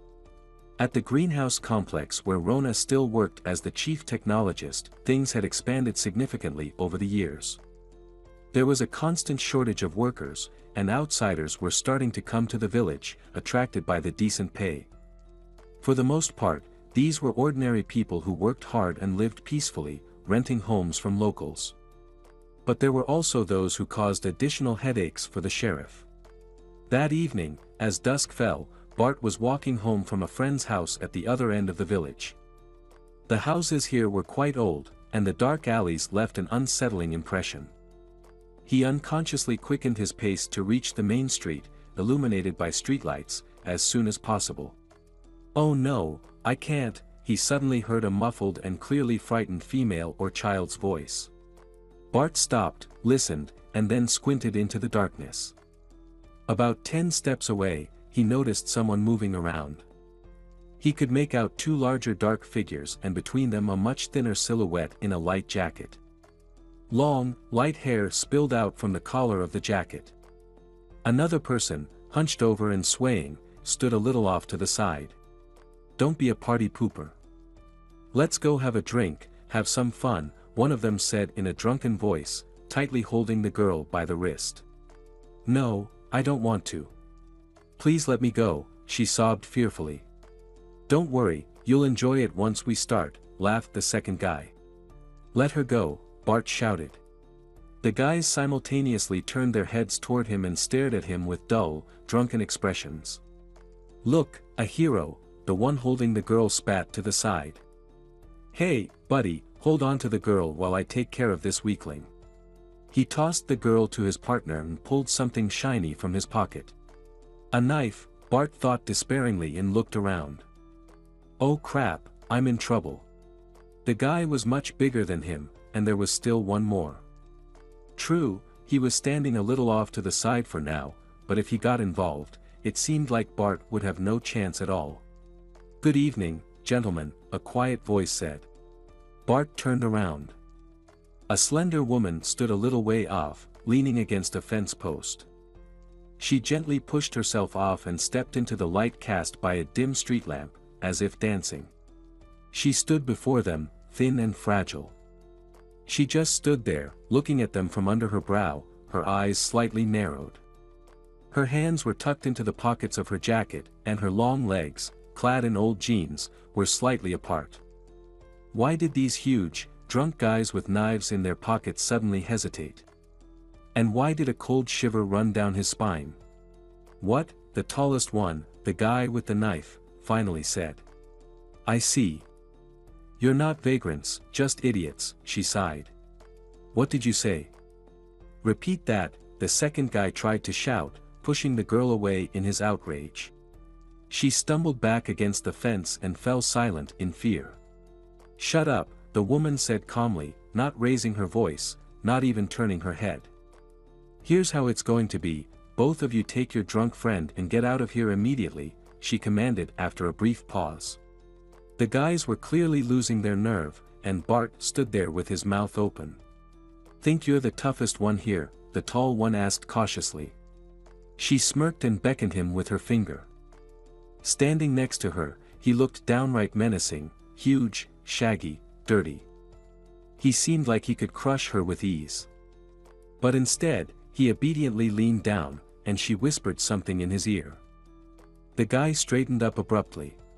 All right, no problem, we're leaving, he said quickly, almost sober. He nudged his confused friend. They grabbed the third guy under his arms and hurriedly walked away. Are you okay? Maggie leaned down to the girl, who was crouching by the fence. The girl shook her head in fear and started crying. Hurry home. Next time, use your head and think about what you're doing and who you're with. The girl glanced at Maggie and then ran off in the opposite direction. Bart stepped closer to her, finally getting a good look at this remarkable person. He realized he'd seen her somewhere recently. He'd been struck by her youthful yet tired face. He needed to say something. Excuse me, with those guys. The way you talked to them, that was really brave. Yeah, you have to know how to defend yourself when things get unsafe, Maggie replied, flashing a charming smile. That was incredible. You're so. How did you learn to do that?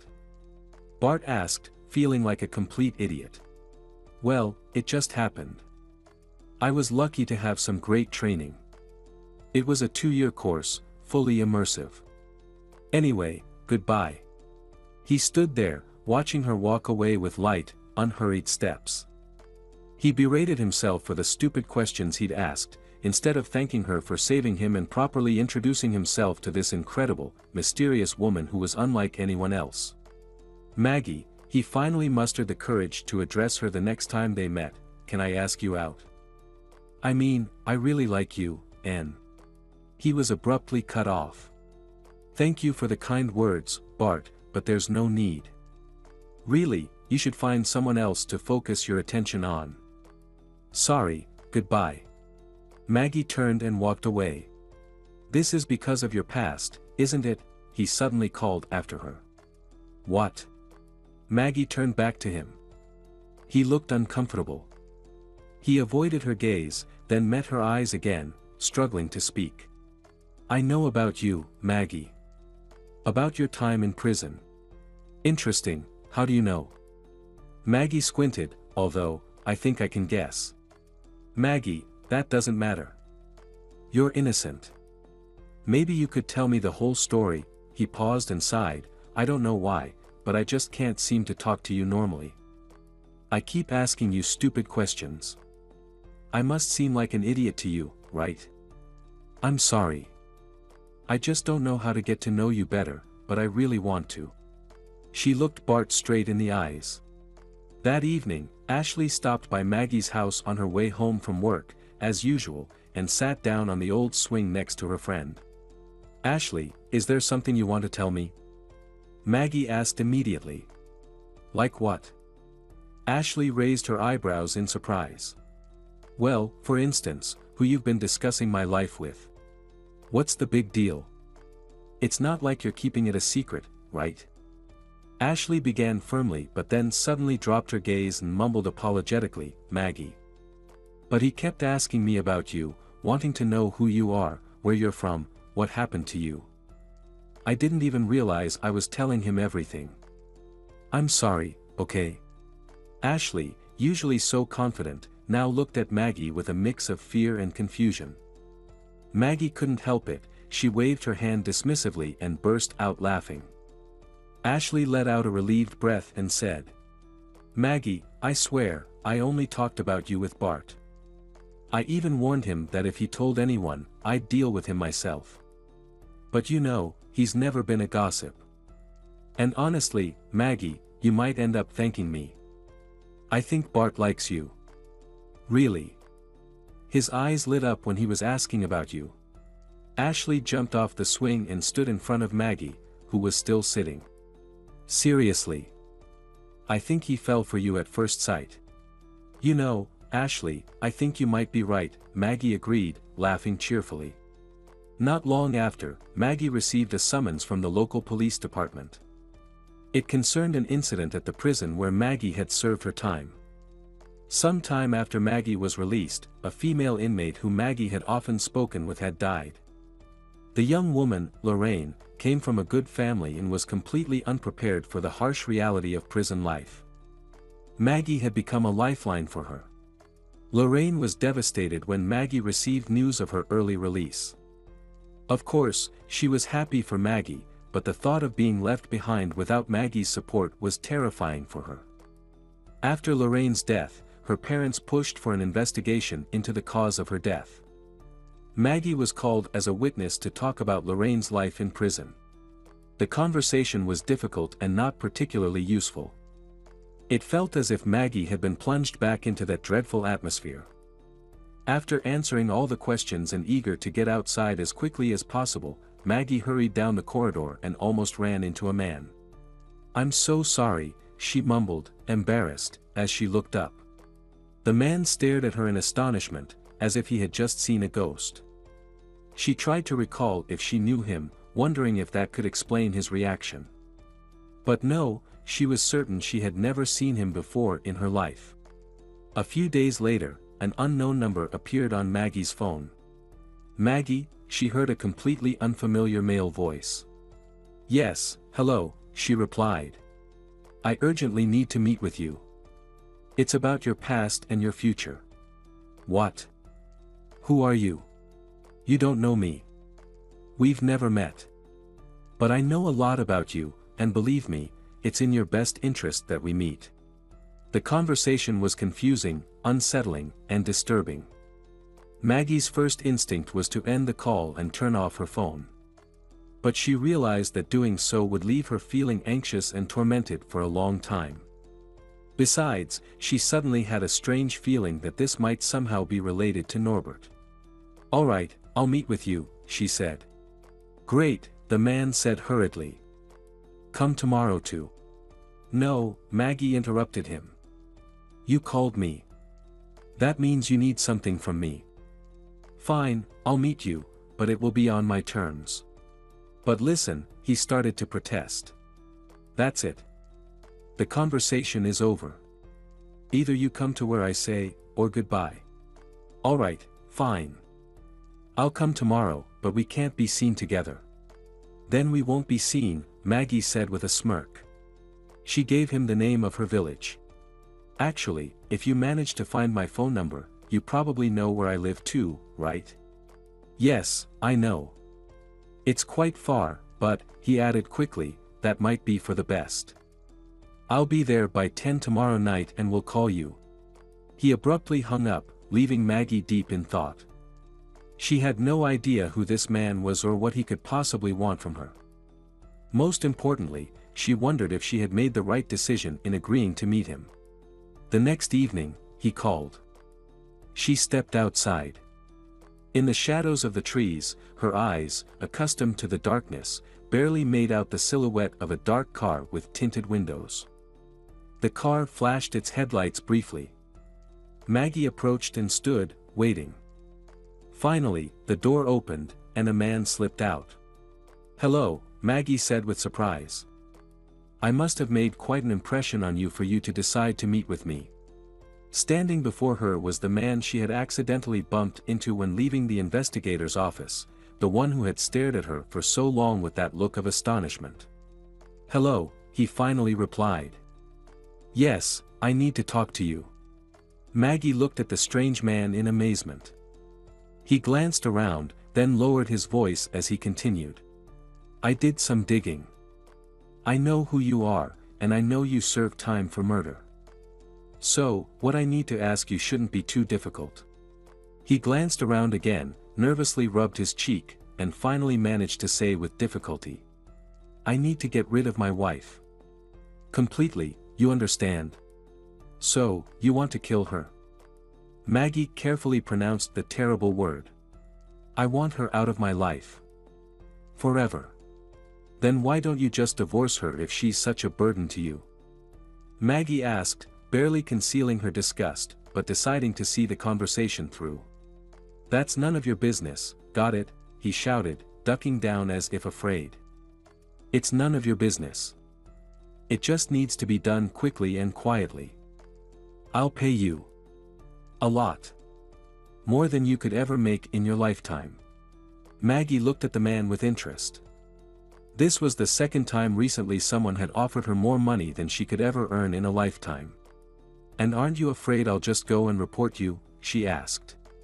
He flinched at her words but managed to pull himself together, lifting his eyes to her with a hateful glare. No, I'm not afraid. Even if you did, no one would believe you. You're an orphan, a murderer, and I'm a wealthy, respected man. I'll accuse you of extortion and blackmail, and you'll get another sentence. This argument was all too familiar to Maggie. Not long ago, Norbert had shouted the same thing in her face. Why do these scumbags feel so invincible and untouchable? Could they really be right? Would no one believe her? Are money and power truly enough to shield them from justice? She realized she had to agree and try to help this unknown, unfortunate woman, someone this scoundrel had likely already condemned. If she refused, he'd just find someone else to carry out the vile act he'd concocted. And then, for the rest of her life, Maggie would be haunted by the thought that she could have helped but didn't. The death of this woman would truly be on her conscience. Alright, enough wasting time on idle talk. I don't want to be seen here with you. I can tell you're already on board. For you, it's easy money. A lot of money. So, are you in? His voice rose demandingly. Quiet, don't rush me. Let me think. Her companion fell silent, watching her anxiously. Fine. Let's say I take care of your wife, Maggie smirked, noticing how the man flinched. Don't worry, I'll handle everything. Now, about the money. Understand, I'm no fool, he quickly added, you'll get paid only after Jennifer is officially declared missing. And how much? Maggie knew she had to calm him down, to make him believe she was willing to accept his offer. It was clear that even in this horrific moment, the man, who had already crossed a moral boundary, was torn between greed and the desire to get it over with at any cost. Well, 60, he finally muttered, $60,000. That's enough, I checked. You checked? Maggie asked, incredulous. Alright then, since you're so experienced, consider it a deal. But how am I supposed to meet her? Maggie looked thoughtfully at the man. By the way, what's your name? Benjamin. He mumbled, why do you need to know? Now that we're in this together, we should get to know each other. I have no intention of getting to know you. And if you think you can blackmail me later, know this, I'll have you thrown in jail immediately. If the situation and everything being discussed weren't so horrific, Maggie would have burst out laughing. The man's feeble attempts to appear confident and strong were utterly ridiculous. You just take her wherever you want. As for meeting her, it's simple. I've thought it all out. I noticed right away that you look a lot like Jennifer, my wife. That's why I started asking about you. She'll see it too and be intrigued. She'll want to meet you herself, I'm sure. Just tell her something, about long-lost relatives, about needing to go out of town to see them. But that's not my concern. No, that won't work, she said firmly, looking him straight in the eye. Tomorrow, bring her here. To this village. I'll tell you exactly where to go. Leave her at the house of an old woman I know. She's deaf and mute, so don't worry. After that, it's no longer your concern. Our forest has kept darker secrets. But how will I convince her to go? He asked, looking helplessly at Maggie, then suddenly slapped his forehead. I know. I'll show her your picture. She'll definitely be interested. And I'll tell her I know where you live, right? Maggie didn't even bother asking how he had gotten her picture. She just watched this man, who seemed to place no value on another person's life. At that moment, her desire to help the unfortunate Jennifer, who was now in grave danger, grew even stronger. Maggie felt a sense of responsibility for this woman she had never even met. As the car drove away, Maggie stood there, deep in thought. Everything that had just happened suddenly crashed down on her. It felt like she had been dragged back into the filth and human depravity she thought she had left behind for good. Half an hour later, she knocked on the door of an old house on the outskirts of the village. Miss Lee, dear. Maggie sat down in front of the woman. I have a favor to ask. Tomorrow, someone might come by and bring a young woman. She might look a bit like me. Don't talk to them, all right? Pretend you're deaf and mute. I'll be close by and will come over right away to explain everything, Maggie said, though she doubted she could explain anything at all.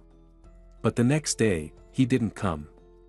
Maggie spent the entire day watching Miss Lee's house from a nearby abandoned building, which offered a clear view of the yard, the surroundings, and the winding dirt road leading deep into the forest. The only vehicle that passed by all day was an unremarkable car, covered in mud. Such vehicles were common here. City hunters and fishermen frequently drove through the village. So, he must have changed his mind, lost his nerve at the last minute, Maggie thought. On one hand, the thought brought her relief, but on the other, it stirred sharp pity for the woman who would eventually be disposed of by that scumbag Benjamin. Tomorrow, I'll go to the city, find the investigator who called me about Lorraine, and tell him everything. He can't refuse to help. He just can't. Maggie kept telling herself, knowing she couldn't just forget everything that had happened. But she was plagued by an unshakable sense of dread. It wasn't just a feeling, it was a strong intuition that something terrible had already happened. Maggie tossed and turned all night, unable to sleep. Her mind kept returning to the thought of the muddy car that had driven down the old forest road.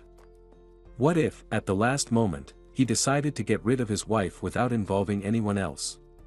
Unable to speculate and wait any longer, Maggie got dressed, zipped up her jacket, and put a knife and flashlight in her pocket before heading down the forest road. She walked further and further, knowing she was being foolish. Searching for someone in their forest was impossible. But she had to do something.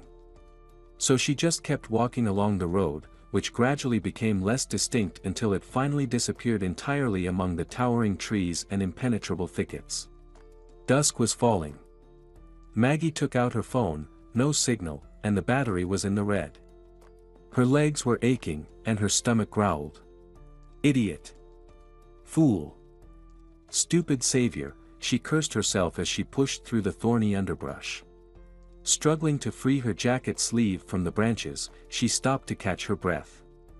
And then she heard it. It was a sound completely foreign to the forest, a faint human groan. Maggie froze. She strained to hear it again, to pinpoint where it was coming from. Finally, the barely audible sound came again. Maggie rushed toward the fallen trunk of a massive pine that hung over a small ravine. There, at the bottom of the ravine, she spotted a human figure. Practically sliding down the slope, Maggie dropped to her knees beside the woman lying there. It was immediately clear that the figure was a woman. Long, blonde hair was strewn across the ground, and her eyes were closed. For a few moments, Maggie was too terrified to touch the stranger. But then she realized, why should she be a stranger? If the man hadn't lied, Maggie knew her name was Jennifer. In fact, from the very first moment, Maggie couldn't shake a strange feeling that she was deeply connected to this unfortunate woman. But there was no time to dwell on that odd sensation. Maggie found the woman's pulse and anxiously studied her face. She had been badly beaten. There were several bruises and scrapes, one of her eyes was completely swollen shut. Her arms and neck were covered in mosquito bites, but most importantly, she was alive. She was breathing, though with difficulty. Tearing her hands on the rough bark, Maggie managed to break off several large fir branches and tied them together with a long scarf she had taken from the woman. It formed a makeshift stretcher, onto which Maggie carefully placed her. "All right, let's go," Maggie encouraged, pulling the branches behind her. With each step, the frail woman became heavier for Maggie. Her legs seemed to sink deeper into the soft carpet of grass and fallen leaves, and it became increasingly difficult to move them. She breathed heavily, her lungs struggling to draw in air. Suddenly, the forest grew unbearably hot and suffocating, sweat dripped down her face, which was also covered in sticky cobwebs. Summoning the last of her strength, Maggie dragged her burden to the lonely house of the old healer with the strange, mysterious past. The healer stood there, her eyes wide with astonishment, watching the scene unfold. "Miss Lee, help!" Maggie gasped, collapsing to her knees next to the porch. "Well, Maggie, I've had a look at your find. Thank goodness, nothing life-threatening. Cuts, scrapes, mosquito bites, a bit of exhaustion, nothing serious. I've cleaned and treated all her wounds, they'll heal. But as for her head, that's a different matter. That's not something I can fix." "What do you mean? What's wrong with her?" Maggie was puzzled by her words. "Everything's wrong. I tell her she needs to drink something, and she starts crying. I ask who we should call to come get her, and she starts crying again. What can you do? I gave her some sedatives to help her sleep. But you need to take her away soon, or I'll go mad." Just now, I walked into the room, looked at her, and asked, "Maggie, how did you end up here?" Miss Lee suddenly stopped mid-sentence and stared at Maggie.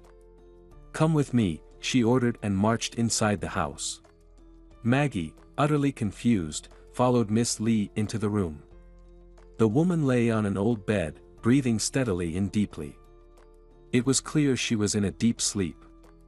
Gauze compresses were placed on her forehead. At the sound of the door opening and footsteps approaching, she stirred slightly but did not wake. Miss Lee walked up to the bed and motioned for Maggie to come closer. She then carefully removed the gauze from the woman's face. "Look," she whispered. "This is what I'm talking about." "Look at what?" Maggie asked, puzzled. At her face, the old woman snapped, growing impatient. "Don't you see anything strange?" Maggie stared at the woman's face, trying to make sense of what Miss Lee meant. Then it hit her, this face did remind her of someone. Strongly. Someone she had known her entire life, someone she saw every day. But there was no one in her life she had known that long. "Well?" Miss Lee whispered tensely. "She does look like someone. A lot like someone. But I can't figure out who," Maggie whispered back, bewildered.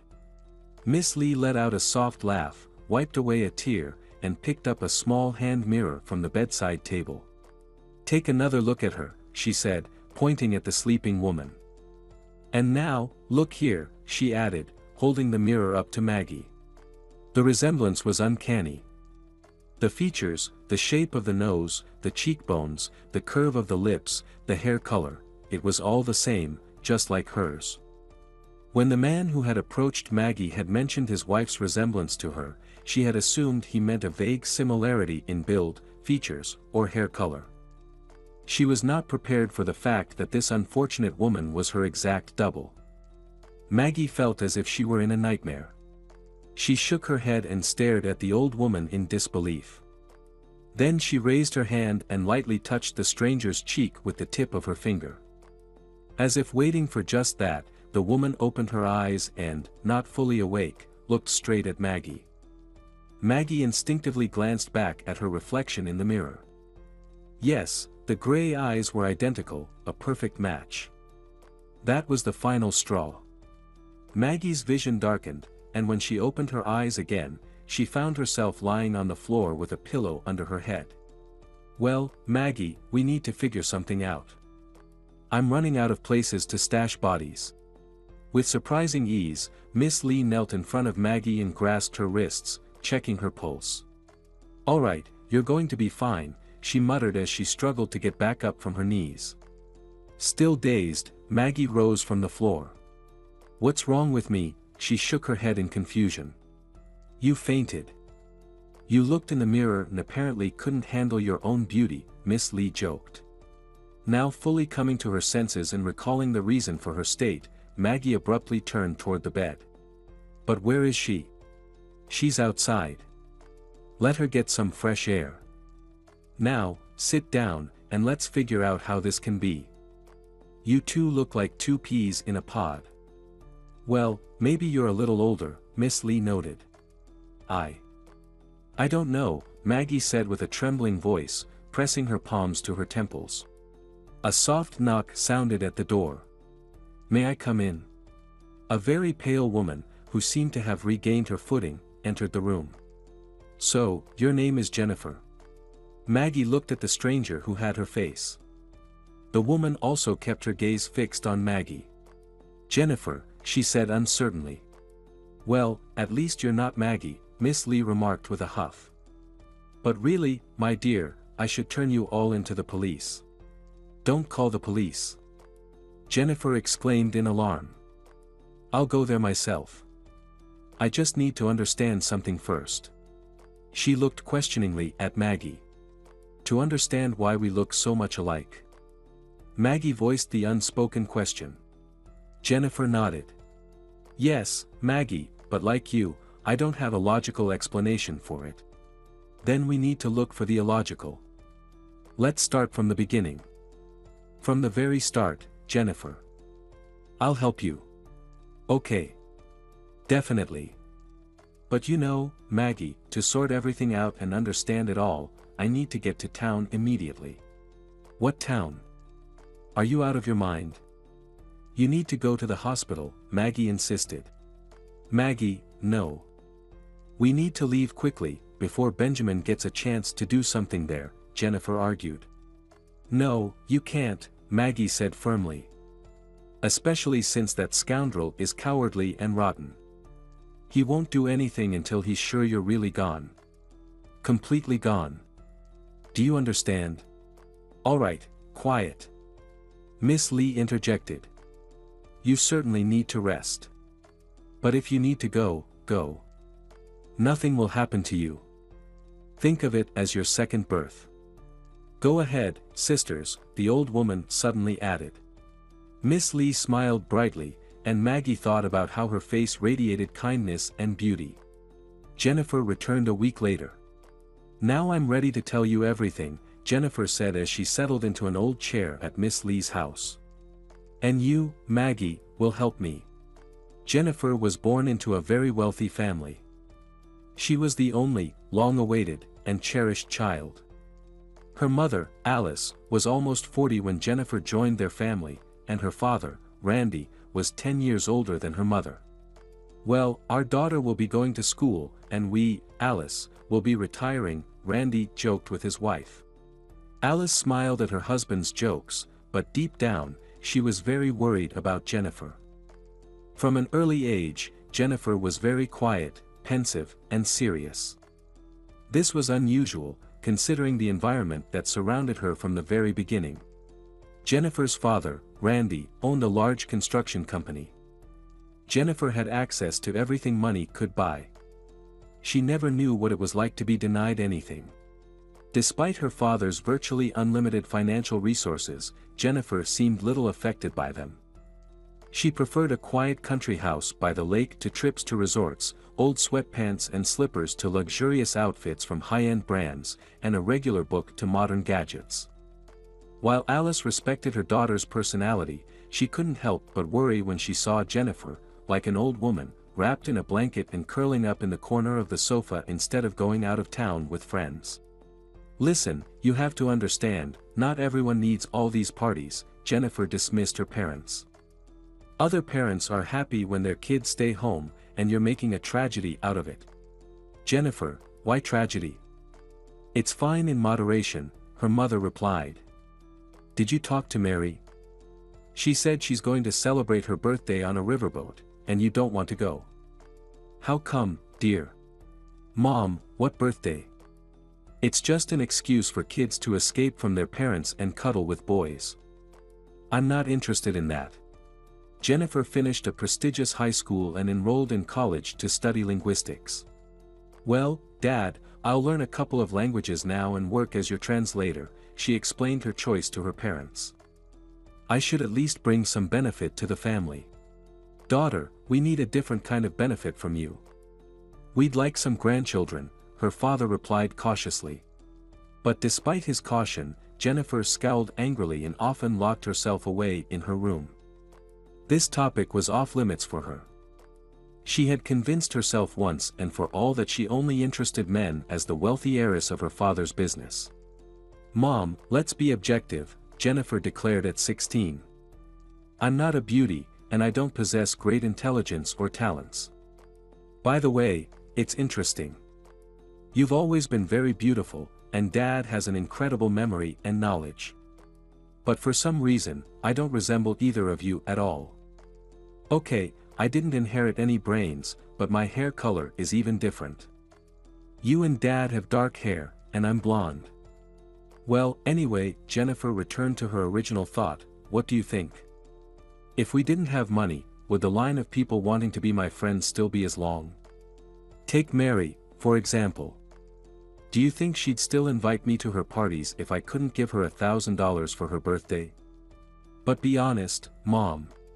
Critically analyzing herself and her acquaintances with youthful maximalism and ruthlessness, Jennifer didn't notice her mother's suddenly pale face.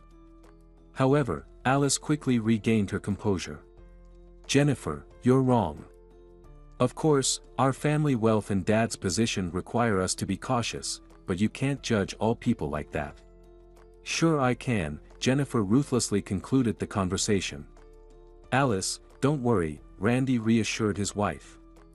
Jennifer will grow up, meet a decent person, and everything will be fine. We just need to live long enough to see that.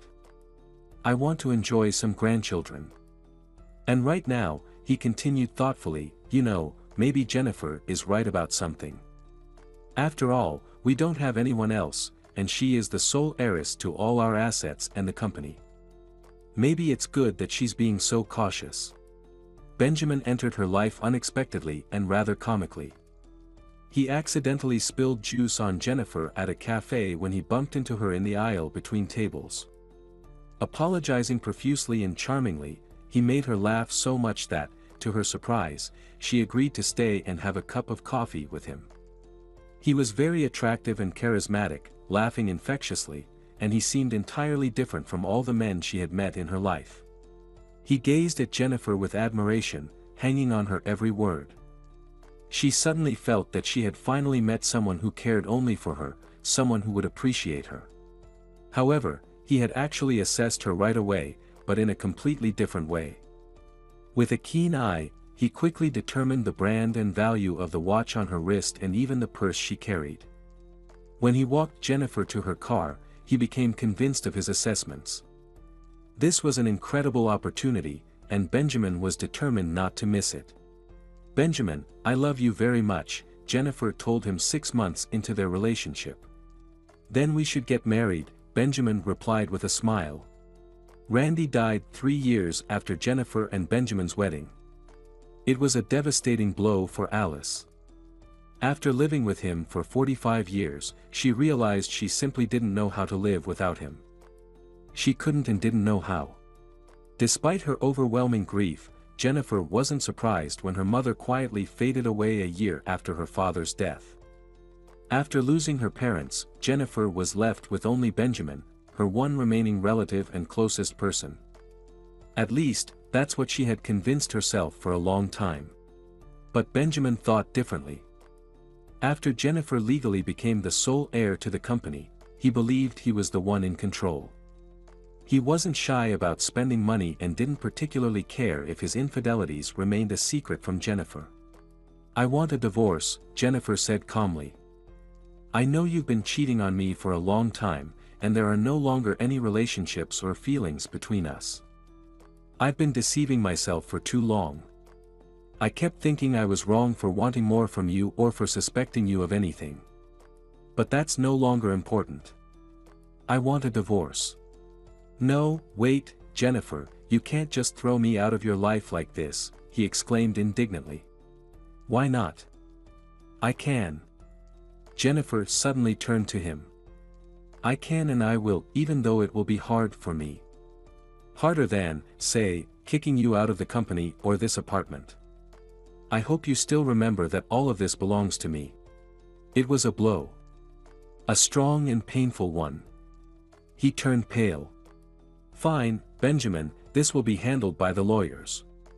Of course, you will get a portion of the assets and a sum of money in the divorce, but you will be fired from the company. By the way, I'm giving you a month to resign voluntarily. Exactly 1 month, Benjamin, she added. In a month, I will file for divorce. So that's how it is. Benjamin was seething with indignation. He had spent the best years of his life on this fool. And she was only offering him a share of the assets. Well, thanks a lot. That wasn't enough for Benjamin.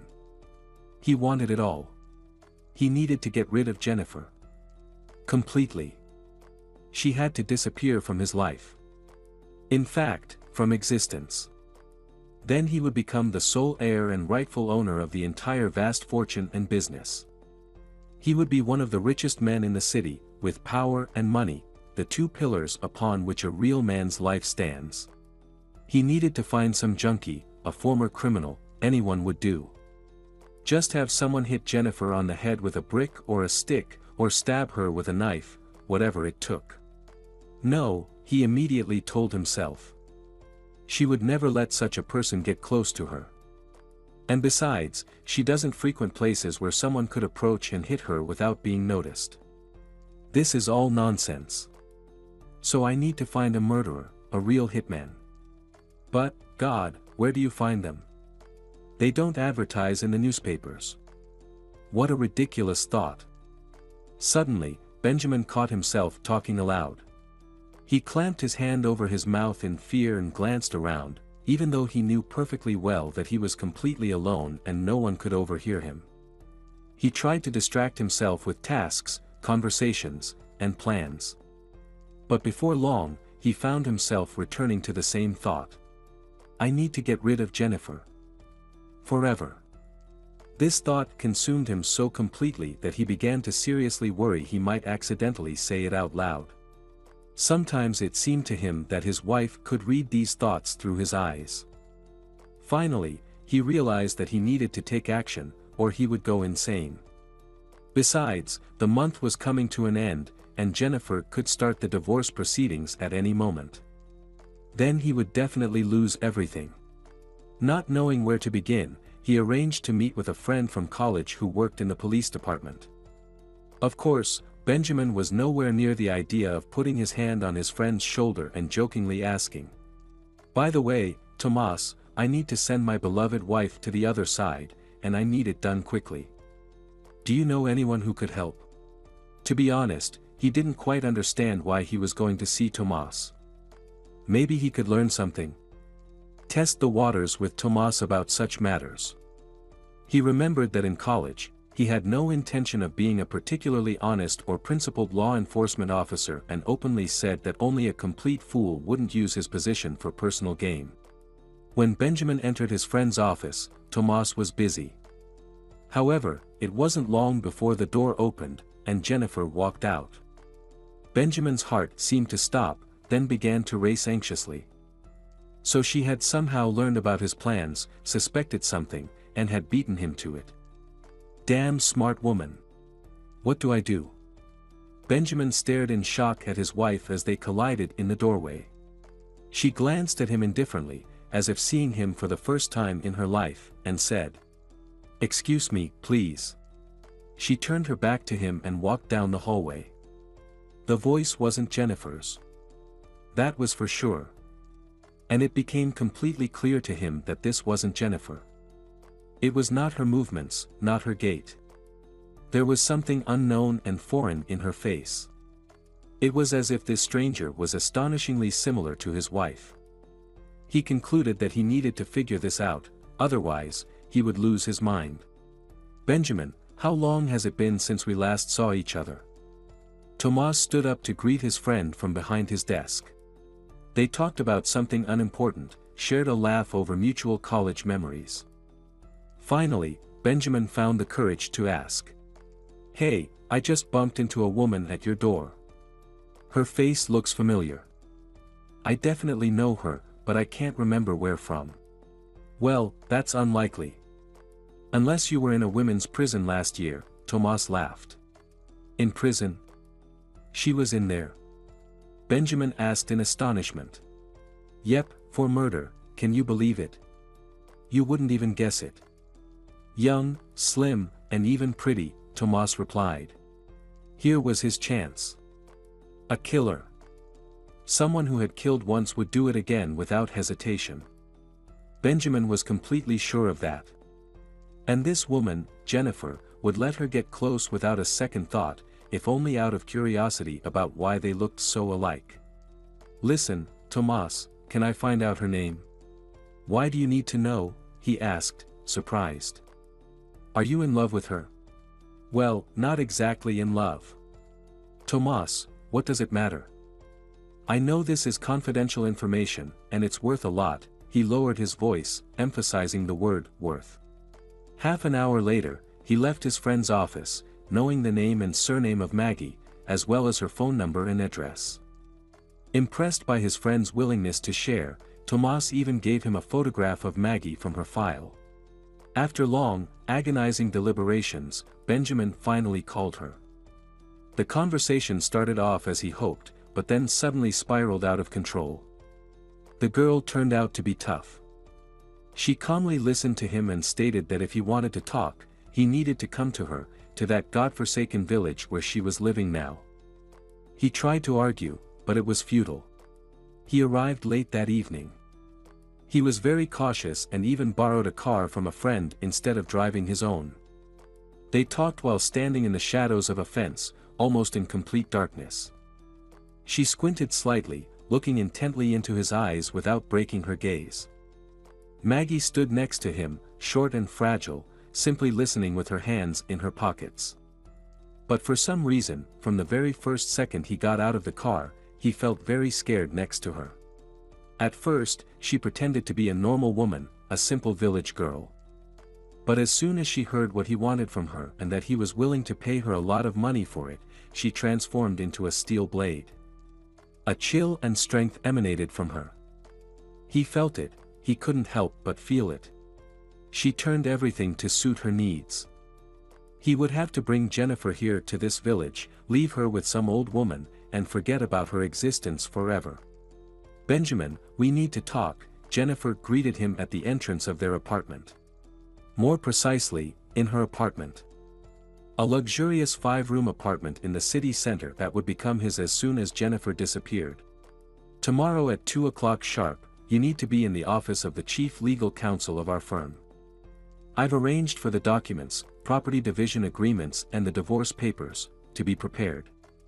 We need to discuss and sign everything. I hope we can come to an agreement and part as civilized people." A wave of fear pierced through Benjamin. She had beaten him to it after all. "Wait, Jennifer. I need to talk to you. Something happened to me. It's related to you." "I have nothing to discuss with you," his wife interrupted him. "I'm not interested in what happened to you, and nothing can connect us anymore." Maybe it never did. Jennifer was extraordinarily resolute. "It's over, and I would appreciate it if you would leave me alone." She turned her back on him. So, he had run out of time. Without even fully thinking through what he was doing, he took a few steps, grabbed a wooden box from the nightstand, and struck Jennifer on the head with it. Jennifer collapsed to the floor, unconscious. He hit her in the face with his fist several times. So, he would have to do everything himself. He would take her as far into the woods behind that village as he could. He drove along the forest road for a long time, a very long time, until the road completely disappeared. The car came to a stop against a thicket of bushes.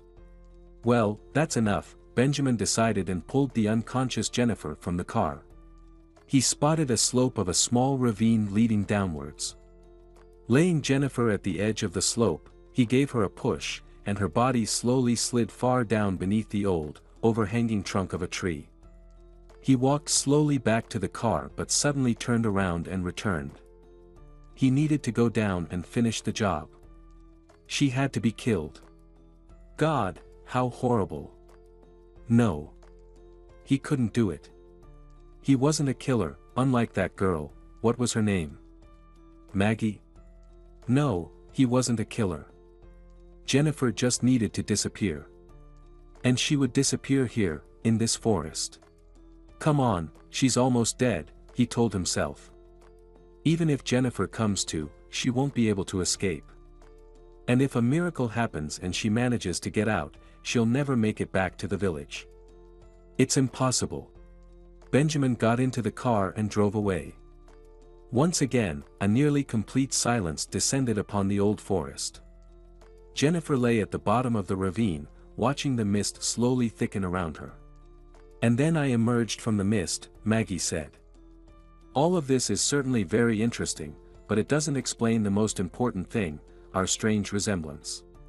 Well, this is where the strangeness ends and the real intrigue begins. I told Christopher, an old friend of my father's, about you. They used to work together. Christopher was my dad's legal consultant and a good friend. When I mentioned that I'd met a young woman who looked incredibly like me, he became so excited that I was afraid he might have a heart attack. After he drank some water, he told me, Jennifer, I need to tell you something very important. You might have a sister, and you probably just met her by accident. Honestly, I thought the old man had lost his mind worrying about me. Maggie listened with bated breath, not quite believing what her doppelganger was about to say. Jennifer suddenly fell silent. Well? Maggie whispered. Do you really need an explanation, Maggie? Jennifer exclaimed. It turns out I'm an adopted child. My parents adopted me when I was 3 months old. I found out everything. Our parents died, and we ended up in an orphanage. You're a year older, and you stayed there. I bet no one told Mom and Dad about you, or else they would have adopted us both, I'm sure of it. And about Benjamin, you were right. He's weak and a terrible coward. As soon as he saw me, all that filth came pouring out of him. He turned you in, saying that you took a hit job, Jennifer laughed. Well, I'm not in the mood to laugh, Maggie said, worried. They're going to check me now. No one will ever touch you again. And by the way, they're already handling your case, as per my instructions. You've served your time for the false confession. But we'll clear your record, sis, so you can teach kids at school with a clear conscience. Do you want to work at the best school in the city? No, Jennifer, no, my dear, thank you, but I want to stay here. This is my home, my loved ones are here, and this is where my beloved person is. Of course, Jennifer came to Maggie and Bart's wedding. Afterwards, the sisters sat side by side on the old swing in front of Maggie's house, nestled closely together. Maggie, I keep thinking, why did you even go into the woods? Jennifer suddenly asked. How could you even entertain the thought of finding me there? You weren't even sure he brought me. I don't know, Jennifer, I don't know anything. I just felt it, I knew I had to go and look. But why? Why, Maggie? Maybe it was a call of blood. Maggie laughed, embracing Jennifer.